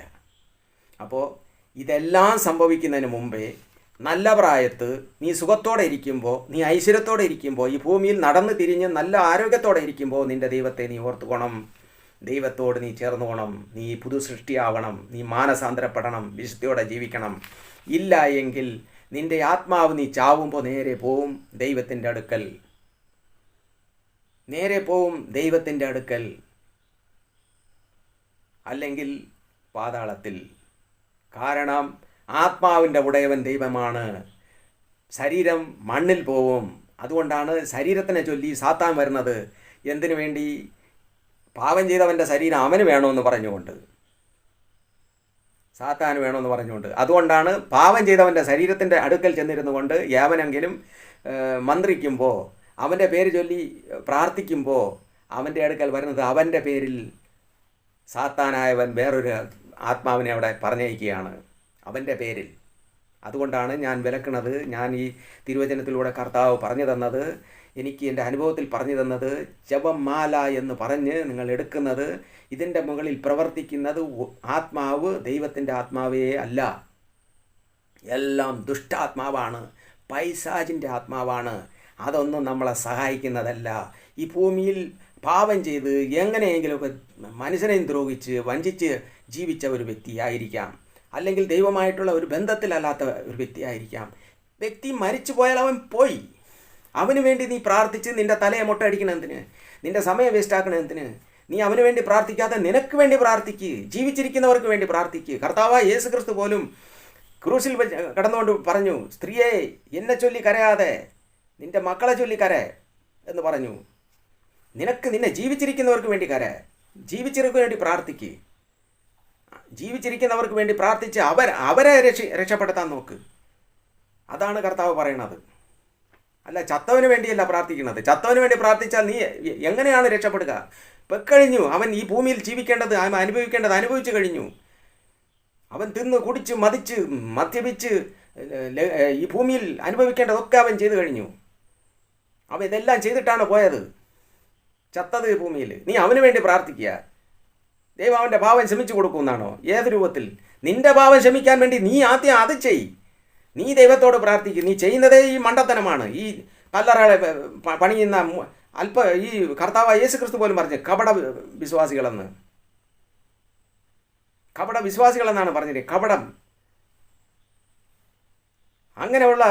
അങ്ങനെ ജീവിച്ചുകൊണ്ട് നീ അവർക്ക് വേണ്ടി പ്രാർത്ഥിക്കാൻ നടക്കുന്നു. സ്വന്തം ജീവന് വേണ്ടി നീ ആദ്യം നോക്ക്. സ്വന്തം ജീവനെ രക്ഷിക്കാൻ നോക്ക്. സ്വന്തം ജീവനെ നമ്മൾ ഓരോരുത്തരും ചിന്തിക്കേണ്ടത് അതാണ്. എൻ്റെ ജീവൻ പാതാളത്തിൽ പോകരുത്, എൻ്റെ ജീവൻ പാതാളത്തിൽ പോകരുത് എന്ന് വേണം ചിന്തിച്ച് ദൈവത്തോട് അടുക്കാൻ. അനുദിനം മാനസാന്തരപ്പെടണം. അനുദിനം മാനസാന്തരം വേണം. അനുദിനം പുതിയ സൃഷ്ടിയായിരിക്കണം. അനുദിനം. പ്രിയമുള്ളവരെ, അതുകൊണ്ടാണ് കർത്താവായ യേശു ക്രിസ്തു പറഞ്ഞത്, ദേഹിയെ കൊല്ലുവാൻ, അതായത് മത്തായി സുവിശേഷത്തിൽ ഒരു വാക്യമുണ്ട് 10:28, ദേഹിയെ കൊല്ലുവാൻ കഴിയാതെ ദേഹത്തെ കൊല്ലുന്നവരെ നീ ഭയപ്പെടരുത്. ദേഹിയെയും ദേഹത്തെയും നരകത്തിൽ ഇടുവാൻ കഴിവുള്ളവനെ നീ ഭയപ്പെടണം. ദേഹിയെയും ദേഹത്തെയും മനസ്സിലാക്കണം. ദേഹിയെ കൊല്ലുവാൻ, ദേഹം എന്ന് പറയുമ്പോൾ, ദേഹി എന്ന് പറയുമ്പോൾ പുതിയ, അതായത് ശരീരം. നമ്മുടെ ശരീരം എന്ന് പറയുന്നത് മണ്ണിൽ പോകേണ്ടതാണ്. എന്നാൽ മറ്റൊരു ശരീരമുണ്ട്, നമ്മളിൽ നിന്ന് രൂപാന്തരപ്പെട്ട് വരുന്ന ശരീരം. അതിനാണ് ദേഹി എന്ന് പറഞ്ഞിരിക്കുന്നത്. കർത്താവ് പറഞ്ഞു, ദേഹത്തെ കൊല്ലുന്നവനെ നീ ഭയപ്പെടണ്ട, അവനെക്കുറിച്ച് നീ ഭയപ്പെടാൻ വേണ്ട. മത്തായി സുവിശേഷം 10:28 അതിൽ എടുത്ത് വായിച്ചു നോക്കുക. അതിൽ പറഞ്ഞിരിക്കുന്ന ഒരു ഭാഗമാണ് ഞാൻ നിങ്ങൾക്കിത് ഓർമ്മപ്പെടുത്തുന്നത്. എന്തുകൊണ്ടെന്നാൽ അവിടെ ഇങ്ങനെ പറയുന്നു, ദേഹിയെ കൊല്ലുവാൻ കഴിയാതെ ദേഹത്തെ കൊല്ലുന്നവരെ ഭയപ്പെടേണ്ട. കാരണം ഈ ഭൂമിയിൽ നമ്മളെ ശരീരത്തെ കൊല്ലുവാൻ പലതരത്തിലുള്ള ഇതുണ്ട്. ചിലപ്പോൾ സഹോദരങ്ങളിൽ കൂടെ ആയിരിക്കാം, ചില വേറൊരു രൂപത്തിൽ കൂടെ ആയിരിക്കാം, ചില നമ്മൾ ജീവിക്കുന്ന ജീവിത രീതിയിൽ കൂടെ നമ്മളെ ശരീരത്തിന് വിരോധമായിട്ടുള്ള പ്രവൃത്തികൾ നടന്നുകൊണ്ട് തന്നെ ഇരിക്കും. നമ്മളെ ശരീരത്തിന് വിരോധമായി ശരീരത്തെ കൊല്ലുന്ന അവസ്ഥയാണ്. ഏത് അവസ്ഥയായാലും നമ്മളെ ശരീരത്തെ കൊല്ലുന്ന അവസ്ഥയാണ്. നമുക്കൊരു മനസ്സിനൊരു ടെൻഷൻ വന്നാലും നമ്മളെ ശരീരത്തെ കൊല്ലുന്ന അവസ്ഥയാണ്. നമ്മളെ ആരെങ്കിലും ഒരു തെറി വിളിച്ചാലും നമ്മളെ ശരീരത്തെ കൊല്ലുന്ന അവസ്ഥയാണ്. നമ്മളെ അടിച്ചാലും ശരീരത്തെ കൊല്ലുന്ന അവസ്ഥയാണ്. നമ്മളെ ഈ ഭൂമിയിൽ എന്തെങ്കിലും കഷ്ടങ്ങൾ ബുദ്ധിമുട്ടുകൾ വന്നാലും അത് നമ്മളെ ശരീരത്തെ കൊല്ലുന്ന അവസ്ഥയാണ്. അതുകൊണ്ട് ഈ ശരീരത്തെ കൊല്ലുന്ന ഇങ്ങനെയുള്ള യാതൊന്നിനെയും കുറിച്ച് നീ ഭയപ്പെടണ്ട, പേടിക്കേണ്ട. എന്നാൽ ദേഹിയെ കൊല്ലുവാൻ, അതാണ് കർത്താവ് ഇവിടെ പറഞ്ഞിരിക്കുന്നത്, ദേഹിയെയും ദേഹത്തെയും നരകത്തിൽ നശിപ്പിപ്പാൻ കഴിയുന്നവനെ തന്നെ ഭയപ്പെടുവിൻ. അപ്പോൾ ഈ രണ്ടിനെയും നരകത്തിൽ കൊണ്ടിടാൻ പോകുന്നതാരാണ്? ദൈവം. അവനെ വേണം നിങ്ങൾ ഭയപ്പെടാൻ, കർത്താവിനെ വേണം നിങ്ങൾ ഭയപ്പെടാൻ പറയണം. കാരണം ദേഹി പാതാളത്തിലേക്ക് പോവരുത്. രണ്ടാമത് വരുന്നതാണ് ദേഹി.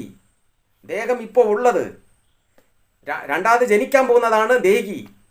അപ്പോൾ ഈ ദേഹിയെ പാതാളത്തിലേക്ക് വിടരുത്, അതിലേക്ക് കൊണ്ടുപോകാൻ സമ്മതിക്കരുത്.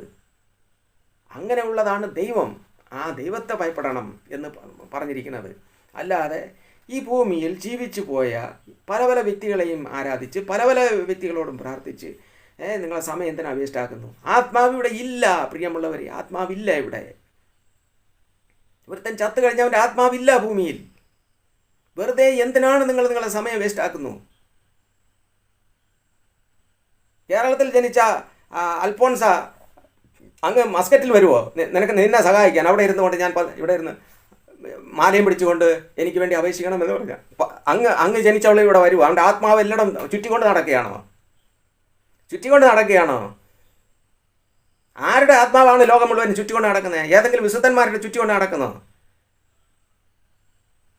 എന്ത് മൂഢവിശ്വാസമാണ് ഇവന്മാർ പഠിപ്പിക്കുന്നത് ജനങ്ങളെ? കണ്ണു കാണാത്ത കുരുടന്മാരായി പോയല്ലോ ഇവരൊക്കെ. ചെവി കേൾക്കാത്തവരും കണ്ണു കാണാത്ത കുരുടന്മാരായി പോയല്ലോ. ഏത് വിശ്വാസമാണ് കൊണ്ടു നടക്കണേ നിങ്ങൾ? നാശത്തിലേക്ക് പോകാൻ വേണ്ടി നിങ്ങൾ എന്തിനാണ് ഇങ്ങനെയുള്ളവരെ പിൻപറ്റി പോകുന്നത്? ഇവരൊക്കെ വിട്ടൊഴിഞ്ഞു പോകുകയും ഇവരൊക്കെ പിശാചിൻ്റെ വേല ചെയ്യുന്നവരാണ്, സാത്താൻ്റെ വേല ചെയ്യുന്നവരാണ്. യേശു ക്രിസ്തുവിൽ വിശ്വസിക്കുന്നു എന്നേ പറയുന്നതേ ഉള്ളൂ. യേശു ക്രിസ്തുവിൽ വിശ്വസിച്ചുകൊണ്ട്, അതാണ് വെളിച്ചദൂതൻ്റെ വേഷമെടുത്ത് വരുമെന്ന് പറഞ്ഞിരിക്കുന്നത്. വെളിച്ചദൂതൻ്റെ വേഷമാണ് ഇവർ ധരിച്ചിരിക്കുന്നത്. പക്ഷേ ഇവർ നടക്കുന്നതെല്ലാം പിശാചിൻ്റെ ജോലി ചെയ്തുകൊണ്ടാണ്, സാത്താൻ്റെ ജോലി ചെയ്തുകൊണ്ടാണ്. ജനത്തെ ദൈവത്തിൽ നിന്ന് അകറ്റിക്കൊണ്ടിരിക്കുകയാണ് അവർ. വിഗ്രഹാരാധനയ്ക്കും ചത്തവരോടുള്ള പ്രാർത്ഥനയിലും ഇവർ ദൈവത്തിൽ നിന്ന് അകറ്റിക്കൊണ്ടിരിക്കുകയാണ്. അവരെ വിട്ടും പെട്ടെന്ന് നിങ്ങൾ രക്ഷപ്പെട്ടുകൊള്ളുവിൻ. ഞാൻ കഴിഞ്ഞ പ്രാവശ്യം ഓർമ്മപ്പെടുത്തി, കർത്താവിൻ്റെ വലിയ പ്രവൃത്തി നടക്കാൻ പോകുന്നു. ഇങ്ങനെയുള്ള വിശ്വാസത്തിൽ കഴിയുന്ന ഇവരുടെ കൂട്ടത്തിൽ അവരുടെ വലിയ അനർത്ഥങ്ങളും ദുഃഖങ്ങളും വേദനകളും ദുരിതങ്ങളും വരാൻ പോകുന്നു എന്ന് വെളിപ്പെടുത്തിയിരിക്കുകയാണ് വ്യക്തമായി. വീണ്ടും ഞാൻ ഇന്ന് അത് ഓർമ്മപ്പെടുത്തുന്നു. നിങ്ങളെ ചിന്തയിൽ മരിച്ചവന് വേണ്ടി പ്രാർത്ഥിക്കാമോ? എന്തിനാണ് നിങ്ങൾ ഇങ്ങനെ വേണ്ടാത്ത ചിന്തയിലേക്ക് പോകുന്നത്? ചത്തവന് വേണ്ടി പ്രാർത്ഥിച്ചാൽ ദൈവം അങ്ങ് അവിടെ നിന്ന് പാതാളത്തിൽ നിന്ന് കൊണ്ടങ്ങ് വരുമെന്നാണോ? പാതാളത്തിൽ അടയ്ക്കപ്പെട്ട് കഴിഞ്ഞു. പാപം ചെയ്തവനെ പാതാളത്തിൽ അടയ്ക്കപ്പെട്ട് കഴിഞ്ഞു. പിന്നെ ഇനി അവിടെ നിന്ന് കൊണ്ടുവരുമെന്നും ദൈവം പറഞ്ഞിട്ടില്ല. അതാണ് ആബ്രഹാം പിതാവിൽ കൂടെ എടുത്ത് പറഞ്ഞത്. ഒരുത്തന് അവിടെ നിന്ന് ഇങ്ങോട്ട് വരാൻ പറ്റൂല എന്നാ പറഞ്ഞിരിക്കുന്നത്. വ്യക്തമായത് പറഞ്ഞിരിക്കുകയാണ്. ആബ്രഹാം പിതാവ് ധനവാനോട് പറയുകയാണ്, മകനേ, ഒരാൾക്ക് അവിടെ നിന്ന് ഇങ്ങോട്ട് വരാൻ പറ്റൂല മോനെ. ഇവിടെ നിന്ന് ഒരാൾക്ക് അങ്ങോട്ട് പോകാനും പറ്റൂല മോനെ, പറ്റൂല. ഭൂമിയിൽ ജീവിച്ചിരിക്കുന്നവർക്ക് അവിടെ പ്രവാചകന്മാരുണ്ട്, അപ്പോസ്തലന്മാരുണ്ട്. അവരുടെ വാക്ക് കേൾക്കട്ടെ, സുവിശേഷം കേൾക്കട്ടെ, അത് കേട്ടവർ മാനസാന്തരപ്പെടട്ടെ എന്നാണ് പറഞ്ഞത്. അല്ലാതെ ഈ ഭൂമിയിൽ തോന്നിയ വാസം ജീവിച്ച് ഒരാൾ എൻ്റെ അടുത്ത് ഇതുപോലെ പറഞ്ഞിട്ടുള്ള കാര്യമാണ്. പറഞ്ഞു, കുഴപ്പമില്ല, ഞാനത് ചത്തുപോയാലും എൻ്റെ മക്കൾ, എൻ്റെ പേരമക്കൾ എല്ലാവരും കൂടെ പ്രാർത്ഥിച്ച് എന്നെ പാതാളത്തിൽ നിന്ന് രക്ഷിക്കും. എന്നെ പാതാളത്തിൽ നിന്ന് അങ്ങ് രക്ഷിച്ച് കൊണ്ടുപോകുന്നു പ്രാർത്ഥിച്ച്. എവിടെ? പാതാളത്തിൽ അടച്ചവനെ കൊണ്ടുപോകുമെന്ന് ഈ കാണുന്ന തുഷ്ടതയും ദ്രോഹവും വഞ്ചനയും ഒക്കെ ചെയ്ത് മനഃപൂർവ്വം അവൻ്റെ മനസ്സിൽ തന്നെ അവൻ പറഞ്ഞുകൊണ്ടിരിക്കുകയാണ്, ഞാൻ ചത്തായാലും എനിക്ക് വേണ്ടി അവർ പ്രാർത്ഥിച്ചോളൂ എന്ന്. എന്ത് വിശ്വാസമാണ് കൊണ്ട് നടക്കണേ? നിങ്ങൾ വേറെ ബൈബിൾ ഉണ്ടാക്കി വെച്ച് ഇതുപോലത്തെ സുവിശേഷം പറയുക. അല്ലാതെ ഈ ബൈബിൾ വെച്ചിട്ട് സുവിശേഷം പറഞ്ഞാൽ നിങ്ങൾ നേരത്തെ തന്നെ പാതാളത്തിൽ ദൈവദൂതൻ കൊണ്ടടച്ച് കളയും. നേരത്തെ കൊണ്ടടച്ച് കളയും. ദൈവം ദൂതനയച്ചിട്ട് പാതാളത്തിൽ. വെറുതെ ചുമ്മാ സമയം വേസ്റ്റാക്കുന്നു. ജനങ്ങളെ ദൈവത്തിൽ നിന്ന് അകറ്റി. പ്രിയമുള്ളവരെ, ഞാനിത് നിങ്ങളുടെ അടുത്ത് ധൈര്യമായിട്ട് പറയാൻ കാരണം, മരിച്ചുപോയ ഒരു വ്യക്തിക്ക് വേണ്ടി നീ പ്രാർത്ഥിക്കുന്നത് നിൻ്റെ സമയത്തെ വേസ്റ്റാക്കി നിൻ്റെ ജീവിതത്തെ നീ ഇല്ലാതാക്കുന്നു. നീയും തന്നെ സാത്താൻ അടിമയായി പോവുകയാണ്. ചത്തവൻ പോയി. അവൻ ഒന്നീ പാതാളത്തിൽ അല്ലെങ്കിൽ പറുദീസയിൽ, ഈ രണ്ടിൽ ഏതെങ്കിലും ഒരിടത്ത് ചത്തവൻ പോയി. നീ ജീവിച്ചിരിക്കുന്നവന് വേണ്ടി പ്രാർത്ഥിക്കുക. ജീവിച്ചിരിക്കുന്ന നീ നിൻ്റെ ജീവന് വേണ്ടി പ്രാർത്ഥിക്കുക. നീ നിൻ്റെ ആത്മാവിനെ രക്ഷിക്കാൻ നോക്ക്. നിൻ്റെ ആത്മാവിന് വേണ്ടി എന്ത് ചെയ്യണം അത് നോക്ക്. യേശു ക്രിസ്തുവാണ് സുവിശേഷമെന്ന് അപ്പോസ്തലനായ പൗലോസ് പറഞ്ഞിരിക്കുകയാണ്. എനിക്ക് തന്നിരിക്കുന്ന സുവിശേഷം കർത്താവായ യേശു ക്രിസ്തുവിനെ ഓർക്കുക, അത് തന്നെയാണ് എൻ്റെ സുവിശേഷം. അല്ലാതെ ഞാൻ ഇവിടെ വന്ന് സുവിശേഷം പ്രസംഗിക്കുകയാണ്, നിങ്ങളെല്ലാവരും അമ്മയുടെ അടുക്കൽ വരുവിൻ, ഇതാണ് അമ്മയാണ് നിങ്ങളെ രക്ഷിക്കാൻ പോകുന്നത്, ഇല്ല അൽഫോൻസയാണ് അല്ലെങ്കിൽ മദർ തെരേസയാണ് അല്ലെങ്കിൽ വേറൊരുത്തെയാണ് ഈ ഭൂമിയിൽ ജീവിച്ചു പോയ ഇങ്ങനെ കുറേ ആളുകളെ പേരും പറഞ്ഞിട്ട് അവരാണ് നിന്നെ രക്ഷിക്കാൻ പോണെന്ന് ഒരുത്തരും വരും രക്ഷിക്കില്ല. ഇതൊന്നും സുവിശേഷമേ അല്ല. ഇതൊന്നും സുവിശേഷമേ അല്ല. അവിടെ ഗലാത്യ ലേഖനത്തിൽ വ്യക്തമായി പറഞ്ഞിരിക്കുകയാണ്, ഞങ്ങൾ പ്രസംഗിച്ച സുവിശേഷത്തിന് വിരോധമായി ആരെങ്കിലും സ്വർഗത്തിലോ ഭൂമിയിലോ ഒരു ദൂതനെങ്കിലും ഞങ്ങളെങ്കിലും വന്ന് പറഞ്ഞാൽ ശപിക്കപ്പെട്ടവനെന്നാണ് പറഞ്ഞിരിക്കുന്നത്. അങ്ങനെ ഇരിക്കുമ്പോൾ ഈ ലോകത്തിൽ ജീവിച്ചു പോയവരെയൊക്കെ വിളിക്കാൻ നിനക്കൊക്കെ എങ്ങനെയാണ് ഇതൊക്കെ, എങ്ങനെയാണ് ഏത് തലയിൽ കൂടെയാണ് നിങ്ങളെ തലയിനകത്ത് ഇതൊക്കെ വന്ന് കയറിയെന്ന് എനിക്ക് അറിയില്ല. പരിശുദ്ധാത്മാവിൻ്റെ പ്രവൃത്തി എന്താണ് തിരിച്ചറിയുക. പരിശുദ്ധാത്മാവ് എന്താണ് ആഗ്രഹിക്കുന്നത് തിരിച്ചറിയുക. മാനസാന്തരം പെടാത്ത മാനസാന്തരം, പാപത്തെ ഉപേക്ഷിക്കുക, വായിൽ നിന്ന് വരുന്ന തെറി വിളിക്കുക മതിയാക്ക്, കള്ളം പറയുന്ന മതിയാക്ക്, അസൂയ വിട്, എല്ലാം വിട് നീ. വിശുദ്ധി, അതാണ് കർത്താവ് പറഞ്ഞ, വിശുദ്ധിയോടെ ജീവിക്കാൻ നോക്ക്, വിശുദ്ധിയോടെ. അങ്ങനെ ജീവിക്കണം പ്രിയമുള്ളവരെ, എങ്കിലേ നമുക്ക് ദൈവത്തോട് അടുക്കാൻ പറ്റൂ, ദൈവത്തിൻ്റെ സന്നിധിയിൽ നമുക്ക് ചേരാൻ പറ്റൂ. വിശുദ്ധിയോടെ ജീവിക്കണം. വിശുദ്ധി കൂടാതെ ആർക്കും ദൈവത്തെ നമുക്ക് ദർശിക്കുവാൻ കഴിയില്ല.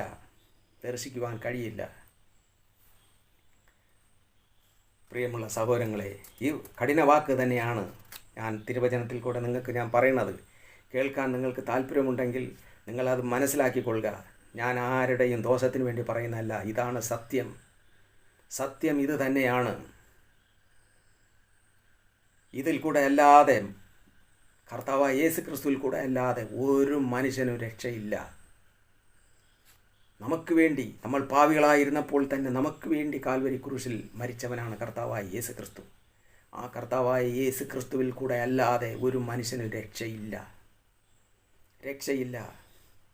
ആത്മാവ് നമ്മളെ നൽകിയവൻ്റെ അടുക്കിലേക്ക് തിരിച്ചു പോകും. എവിടെ നിന്ന് വന്നോ ആത്മാവ് അവിടേക്ക് തന്നെ പോകും. അത് ഈ ഭൂമിയിലില്ല, ഒരു വ്യക്തിയുടെ അടുക്കലും ഇല്ല. ആത്മാവ് മണ്ണാണ് ഇവിടെ കിടക്കുന്നത്.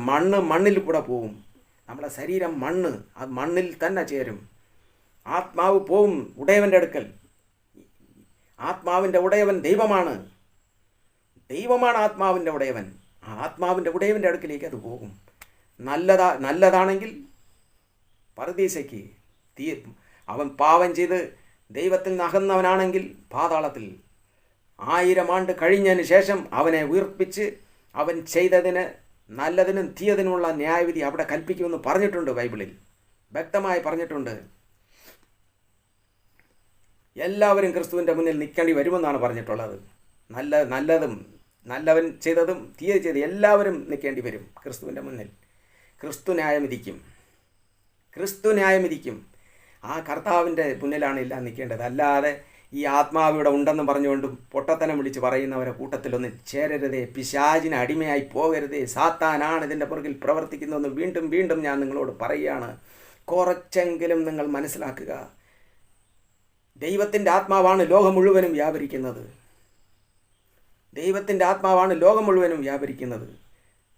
അല്ലാതെ ദുബായിൽ ജനിച്ച ഒരു വ്യക്തി ഇന്ത്യയിനകത്ത് വന്ന് സഹായിക്കാൻ വരില്ല. ദുബൈയിൽ അവന് നീതിമായിരുന്നെങ്കിൽ അവൻ അവിടെ ചേർത്തെങ്കിൽ അവൻ്റെ ആത്മാവ് പോയി. നീ ഇവിടെ കേരളത്തിൽ ഇരുന്നു കൊണ്ട് ദുബൈയിൽ ജനിച്ചവനെ വിളിച്ചാൽ അവൻ വരുമോ നിന്നെ സഹായിക്കാൻ? അവൻ്റെ ആത്മാവ് എന്താ ഭൂമി മുഴുവൻ നിറഞ്ഞു നിൽക്കുകയാണോ? എന്ത് മണ്ടത്തനമാണ് വിളിച്ചു പറയുന്നേ? എന്ത് മൂഢവിശ്വാസമാണ് കൊണ്ടു നടക്കുന്നത്? കുറച്ചെങ്കിലും ആൾ താമസം ഉണ്ടോ പ്രിയമുള്ള സഹോദര സഹോദരി? കുറച്ചെങ്കിലും ആൾ താമസം ഉണ്ടോ? രക്ഷപ്പെട്ടുകൊള്ളുക പ്രിയമുള്ളവരെ, രക്ഷപ്പെട്ടുകൊള്ളുക. ദൈവം നിങ്ങളെ സ്നേഹിക്കുന്നു. എന്നിൽ കൂടെ ഈ കാര്യങ്ങളെ പറഞ്ഞു തരുവാൻ തക്കവണ്ണം ദൈവം എന്നെ ഉപയോഗിച്ചിരിക്കുന്നു. അതിന് ഞാൻ ദൈവത്തിന് നന്ദി പറയുന്നു. ഇങ്ങനെയുള്ളൊരു കാര്യം ജനങ്ങൾക്ക് പറഞ്ഞു കൊടുക്കുവാൻ തക്കവണ്ണം എന്നെ ഉപയോഗിച്ചല്ലോ എന്നുള്ളത് ഓർക്കുമ്പോൾ എനിക്ക് ദൈവത്തിന് എത്ര നന്ദി പറഞ്ഞാലും മതിയാവുകയില്ല. ഞാനല്ല സംസാരിക്കുന്നത്, ദൈവത്തിൻ്റെ ആത്മാവാണ്, പരിശുദ്ധാത്മാവാണ് സംസാരിക്കുന്നത്. പ്രിയമുള്ളവരെ, ചത്ത് കളിഞ്ഞവർ അവരെ സഹായിക്കാൻ വിളിക്കുന്നത് തെറ്റാണ്. അവർക്ക് നമ്മളൊന്നും ചെയ്യാൻ പറ്റില്ല. വ്യക്തമായി ബൈബിളിൽ പറയുകയാണ്, ആത്മാവാണ് മനുഷ്യനെ സഹായിക്കുന്നത്. ആത്മാവ്, ദൈവത്തിൻ്റെ ആത്മാവ് മാത്രമേ സഹായിക്കുള്ളൂ. ദൈവത്തിൻ്റെ ആത്മാവ് മാത്രമേ സഹായിക്കുള്ളൂ പ്രിയമുള്ളവരെ. അല്ലാതെ മനുഷ്യൻ്റെ ആത്മാവ് നമ്മളെ സഹായിക്കാൻ വരില്ല. വീണ്ടും വീണ്ടും പറയുകയാണ്, വചനത്തിൽ വ്യക്തമായി പറയുന്നതാണ്, മരിച്ചവരും മൗനിതരായവരും ആരും ദൈവത്തെ സ്തുതിക്കുന്നില്ല. അവരാരും ദൈവത്തെ സ്തുതിക്കുന്നില്ല പ്രിയമുള്ളവരെ. അതുപോലെ തന്നെ പറയുന്നു, ആത്മാവ് തൻ്റെ ഉടയവൻ്റെ അടുക്കിലേക്ക് പോയി. ഈ ഭൂമിയിൽ ജീവിച്ചിരിക്കുമ്പോൾ അവൻ ചത്ത് കഴിഞ്ഞ അവൻ്റെ ആത്മാവ് നല്ലതാണെങ്കിൽ പർദീസിലേക്ക് പോയി, തീയതാണെങ്കിൽ പാതാളത്തിലേക്ക് പോയി. അങ്ങനെയുള്ള വിശ്വാസമാണ് ഈ വിശ്വാസം. അല്ലാതെ ഈ ഭൂമിയിൽ ഒരുത്തൻ കാണുന്ന അതിക്രമങ്ങൾ ചെയ്ത്, എല്ലാം ചെയ്ത്, അന്തർക്കം ചെയ്ത് ഈ ഭൂമിയിൽ ജീവിച്ച് ദൈവമായിട്ടുള്ള ഒരു ബന്ധത്തില്ലാതെ മദ്യപിച്ച് ഈ എല്ലാ പാവങ്ങളും ചെയ്ത് ഭൂമിയിൽ ജീവിച്ച ഒരു വ്യക്തി മരിച്ചതിന് ശേഷം ആ വ്യക്തിക്ക് വേണ്ടി ഈ പിൻഗാമി പ്രാർത്ഥിച്ചാൽ അവനെ ആ പാവം ക്ഷമിച്ചു കൊടുക്കുമെന്നാണോ? അങ്ങനെയാണെങ്കിൽ വചനങ്ങളൊക്കെ മാറ്റി എഴുതേണ്ടി വരും പ്രിയമുള്ളവർ. പരിശുദ്ധാത്മാവിന് ഒന്നേന്ന് ബൈബിൾ തിരുത്തി എഴുതേണ്ടി വരും. കൊരിന്ത്യർ ലേഖനത്തിൽ അപ്പോസ്തലനായ പൗലോസ് വ്യക്തമായി രേഖപ്പെടുത്തിയിരിക്കുകയാണ്, അവൻ ചെയ്ത നല്ലതിനും തീയതിനും പ്രാപിപ്പാൻ ക്രിസ്തുവിൻ്റെ ന്യായാസനത്തിൻ്റെ മുമ്പിൽ നിൽക്കേണ്ടി വരും. ഈ ഭൂമിയിൽ നീ ചെയ്തതിന് ക്രിസ്തുവിൻ്റെ പാദത്തിൽ നിൽക്കേണ്ടി വരും എന്നാണ് പറഞ്ഞിരിക്കുന്നത്. അല്ലാതെ നീ ഇതെല്ലാം ചെയ്തുകൊണ്ട് പോകും, പിൻഗാമി, നിൻ്റെ പേരക്കുട്ടി, ഇല്ലെങ്കിൽ അവൻ്റെ ഭാര്യ, അല്ലെങ്കിൽ മോൻ, മക്കൾ ആരെങ്കിലും നിനക്ക് വേണ്ടി പ്രാർത്ഥിച്ച് നിന്നെ അങ്ങ് പാതാളത്തിൽ നിന്ന് പൊക്കിയെടുത്ത് മുകളിൽ കൊണ്ടുവരുമെന്നാണ്. അങ്ങനെ ഒന്നും ബൈബിളിൽ പഠിപ്പിച്ചിട്ടില്ല. അങ്ങനെ ഒന്നും ഇല്ലേയും താനും. അത് തെറ്റായ വിശ്വാസമാണത്. അങ്ങനെയൊക്കെ ചിന്തിച്ച് നിങ്ങൾ അങ്ങനെയൊക്കെ ചെയ്ത് നിങ്ങളെ സമയം വേസ്റ്റാക്കുന്നു. നിങ്ങളുടെ പാവം, മനുഷ്യരുടെ പാവത്തിന് വേണ്ടി, ജീവിച്ചിരിക്കുന്നവന് വേണ്ടി പ്രാർത്ഥിക്കുക. ഈ ഭൂമിയിൽ ജീവിച്ചിരിക്കുന്നവന് വേണ്ടി പ്രാർത്ഥിക്കുക. ജീവിച്ചിരിക്കുന്ന നിനക്ക് വേണ്ടി പ്രാർത്ഥിക്കുക. ദൈവം അവിടെയാണ് പ്രവർത്തിക്കാൻ നോക്കുന്നത്, അല്ലാതെ ചത്തവന് വേണ്ടി പ്രാർത്ഥിക്കാനല്ല. ഇവിടെ വേറൊരു ഭാഗം പറഞ്ഞിട്ടുണ്ട്. 1 യോഹന്നാൻ 5-ാമത്തെ അധ്യായത്തിൽ, ദൈവപുത്രൻ്റെ നാമത്തിൽ വിശ്വസിക്കുന്ന നിങ്ങൾക്ക് ഞാൻ എഴുതിയിരിക്കുന്നത് നിങ്ങൾക്ക് നിത്യജീവൻ ഉണ്ടെന്ന് നിങ്ങൾ അറിയേണ്ടതിന് തന്നെ.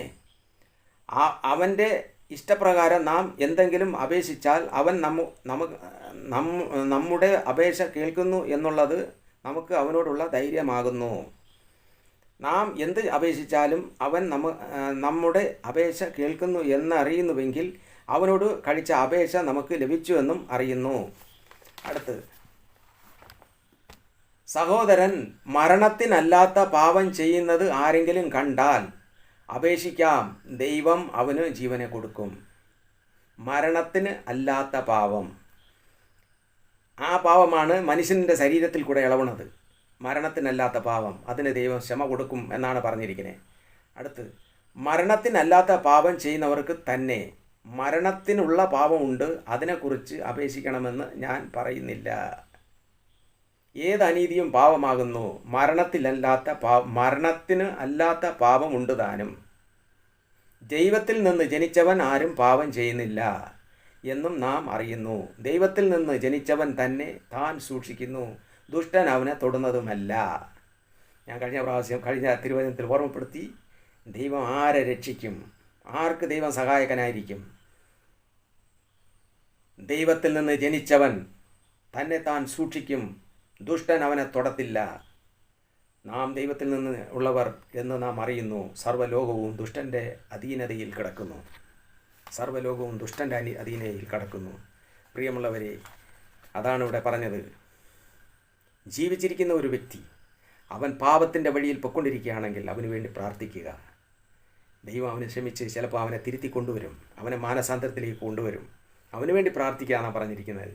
അല്ലാതെ ഈ ലോകത്തിൽ മരണത്തിന് അർഹമായ പാപം ചെയ്തവനും അവന് വേണ്ടി നീ പ്രാർത്ഥിച്ചാൽ ദൈവം ക്ഷമിക്കും എന്ന് ഞാൻ പറയുന്നില്ല. അപ്പോസ്തലനായ അങ്ങനെയാണ് പറഞ്ഞിരിക്കുന്നത്. അവർക്ക് വേണ്ടി അപേക്ഷിക്കണമെന്ന് ഞാൻ പറയില്ല എന്നാണ്. അത് ഈ ഭൂമിയിൽ ജീവിച്ച വ്യക്തിക്ക് വേണ്ടി, ചത്തവർക്ക് വേണ്ടിയല്ല. ജീവിച്ചിരിക്കുന്നവർക്ക് വേണ്ടി പോലും ഇത്രയും കർശനമായ നിബന്ധന വച്ചിരിക്കുന്നു. ഞാൻ ഒരു വ്യക്തിക്ക് വേണ്ടി പ്രാർത്ഥിക്കണമെങ്കിൽ ഞാനേ ആദ്യം പാവമില്ലാത്തവനായിരിക്കണം, ഞാനേ ആദ്യം വിശുദ്ധനായിരിക്കണം. ഞാനേ പാപം ചെയ്തുകൊണ്ട് അടക്കുക അടുത്തവൻ്റെ പാവത്തിന് വേണ്ടി പ്രാർത്ഥിക്കാൻ പോകുക. ഞാനേ വിഗ്രഹാരാധനയും ആഭിചാരം ചെയ്തുകൊണ്ട് അടക്കുക അടുത്തവൻ്റെ പാവത്തിന് വേണ്ടി ഞാൻ പ്രാർത്ഥിച്ചാൽ ദൈവം കേൾക്കുമെന്നാണോ? ഈ അന്ധവിശ്വാസത്തിൽ നിന്ന് രക്ഷപ്പെടണം പ്രിയമുള്ളവരെ. പല പല രീതിയിൽ കർത്താവ് നിങ്ങളോട് സംസാരിക്കുകയാണ്. തെറ്റായ ഉപദേശം വിട്ടൊഴിയുക, തെറ്റായ ഉപദേശം എല്ലാം വിട്ടൊഴിയുക, സത്യവിശ്വാസത്തിൽ ഉറച്ചു നിൽക്കുക. കർത്താവായ യേശു ക്രിസ്തുവിൽ കൂടെ മാത്രമേ രക്ഷയുള്ളൂ. അല്ലാതെ ദൈവത്തിൻ്റെ സന്നിധിയിൽ നിന്ന് എന്തെങ്കിലും നേടുന്നതിന് വേണ്ടി ഈ കാണുന്ന ചത്തവരെയൊക്കെ വിളിച്ചിട്ട് നിങ്ങളെ ജീവിതം നശിപ്പിക്കരുത്, നിങ്ങളെ ജീവിതം നശിപ്പിച്ച് കളയരുതെന്ന് വീണ്ടും വീണ്ടും ഞാൻ നിങ്ങളോട് പറയുകയാണ്.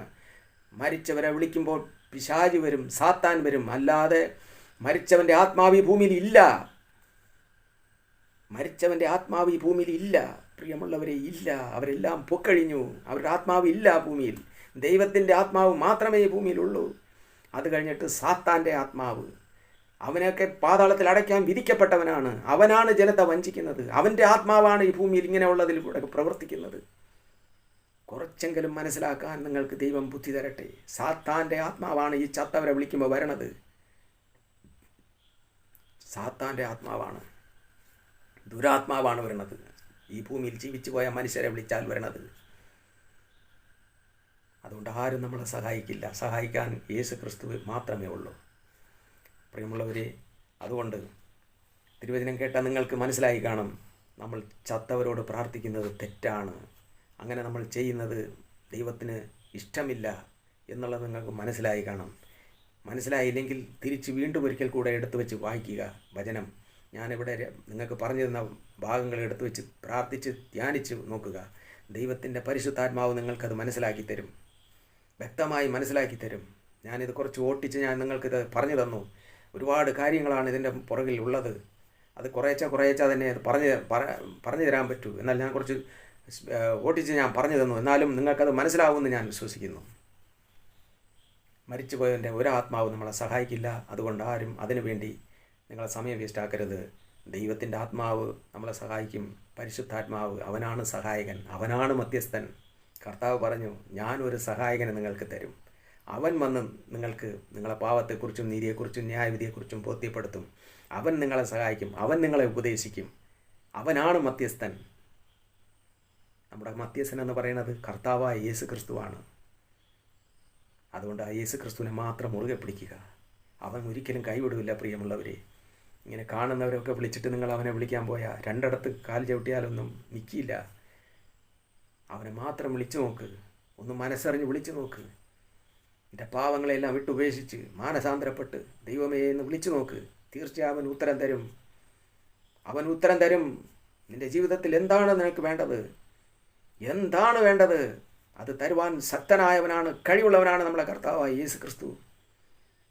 അവൻ സകലത്തിനും മതിയായവനാണ്, സകലത്തിനും മതിയായവനാണ്. അവൻ ഒരിക്കലും നിരാശപ്പെടുത്തില്ല, ഒരിക്കലും നിരാശപ്പെടുത്തില്ല. നീ ഒന്ന് മനസ്സറിഞ്ഞ് വിശ്വസിച്ചുകൊണ്ട് അവനെ മാത്രം വിളിച്ചു നോക്ക്. സ്തോത്രം. അങ്ങനെ ദൈവം സഹായിക്കട്ടെ. മനസ്സിൽ വയ്ക്കുമോ? ഈ തിരുവചനം കേട്ട നിങ്ങളെ മനസ്സ് കൊടുക്കുമോ കർത്താവായ യേശു ക്രിസ്തുവിന്? ഈ കാണുന്ന ഈ അന്ധവിശ്വാസത്തിൽ നിന്നെല്ലാം നിങ്ങളെ വിട്ടുകൊടുക്കുമോ പ്രിയമുള്ളവരെ? എങ്കിൽ നിങ്ങൾ രക്ഷപ്പെട്ടു, സ്തോത്രം, സ്തോത്രം. സർവശക്തനായ ദൈവമേ, കർത്താവേ, ഈ വചനം കേട്ട എല്ലാവരെയും അനുഗ്രഹിക്കണമേ. ഇവർക്ക് ഈ സത്യം തിരിച്ചറിയുവാനുള്ള കൃപ നൽകണമേ. ഇവരുടെ ഉള്ളിലേക്ക് പരിശുദ്ധാത്മാവ് കടന്നു ചെല്ലണമേ. ഇവർ സാത്താൻ്റെ പിടിയിൽ നിന്ന് പിടിവിക്കപ്പെടണം. അവർ മനസ്സിലാക്കണം, ഈ ഭൂമിയിൽ മരിച്ചുപോയ ഒരു ആത്മാവ് ഈ ഭൂമിയിൽ ഇല്ല എന്നുള്ളവർ അറിയട്ടെ. ഇവർ അറിയണം കർത്താവ്, ഈ ഭൂമിയിൽ ഒരു ആത്മാവും ഇല്ല. ആത്മാവ് ഭൂമിയിലുള്ളത് ദൈവത്തിൻ്റെ ആത്മാവാണ്, പരിശുദ്ധാത്മാവാണ് ഈ ഭൂമിയിൽ നമ്മളെ സഹായിക്കാനുള്ളതെന്ന് ഇവർ തിരിച്ചറിയട്ടെ കർത്താവ്, തിരിച്ചറിയട്ടെ. ഇവരെ വഞ്ചിക്കുന്ന ദുഷ്ട സാത്താൻ്റെ പിടിയിൽ നിന്ന് ഇവർ വിടിവിക്കപ്പെടട്ടെ. ഇവരെല്ലാം രക്ഷിക്കപ്പെടട്ടെ. സാത്താൻ ഇവരെ വിട്ടു പൊഴിഞ്ഞു പോട്ടെ. ഇവരെല്ലാവരും അവൻ്റെ പിടിയിൽ നിന്ന് രക്ഷിക്കപ്പെടട്ടെ. ഇവരുടെ ഉള്ളിൽ ദൈവത്തിൻ്റെ വചനം ചെല്ലട്ടെ. ഇവരുടെ ചിന്തയിൽ ഭയത്തെ ഉണ്ടാക്കി വച്ചിരിക്കുന്ന അന്യാരാധനകളിലേക്ക് ഇവരെ തിരിച്ചു കൊണ്ടുപോകുന്ന, വിഗ്രഹാരാധനയിലേക്ക് കൂട്ടിക്കൊണ്ടുപോകുന്ന ഈ അന്ധകാര ശക്തികളെല്ലാം ബന്ധിച്ച് പാതാളത്തിലടക്കി കർത്താവേ. ഈ ദുഷ്ടശക്തികളിൽ നിന്നെല്ലാം ഇവർ മോചിതരാകട്ടെ. ഇവരെല്ലാവരും ദൈവമക്കളായി തീരട്ടെ എന്ന് എൻ്റെ ദൈവത്തോട് പ്രാർത്ഥിക്കുന്നു. പ്രാർത്ഥന കേട്ടതിനായി സ്തോത്രം. യേശു ക്രിസ്തുവിൻ്റെ നാമത്തിൽ തന്നെ പിതാവേ, ആമേൻ. സ്തോത്രം പിതാവേ, സ്തോത്രം. കേട്ട എല്ലാവരും കർത്താവിൻ്റെ വചനത്തിൽ വിശ്വസിക്കുക. ദൈവം നിങ്ങളെ അനുഗ്രഹിക്കും. സ്തോത്രം.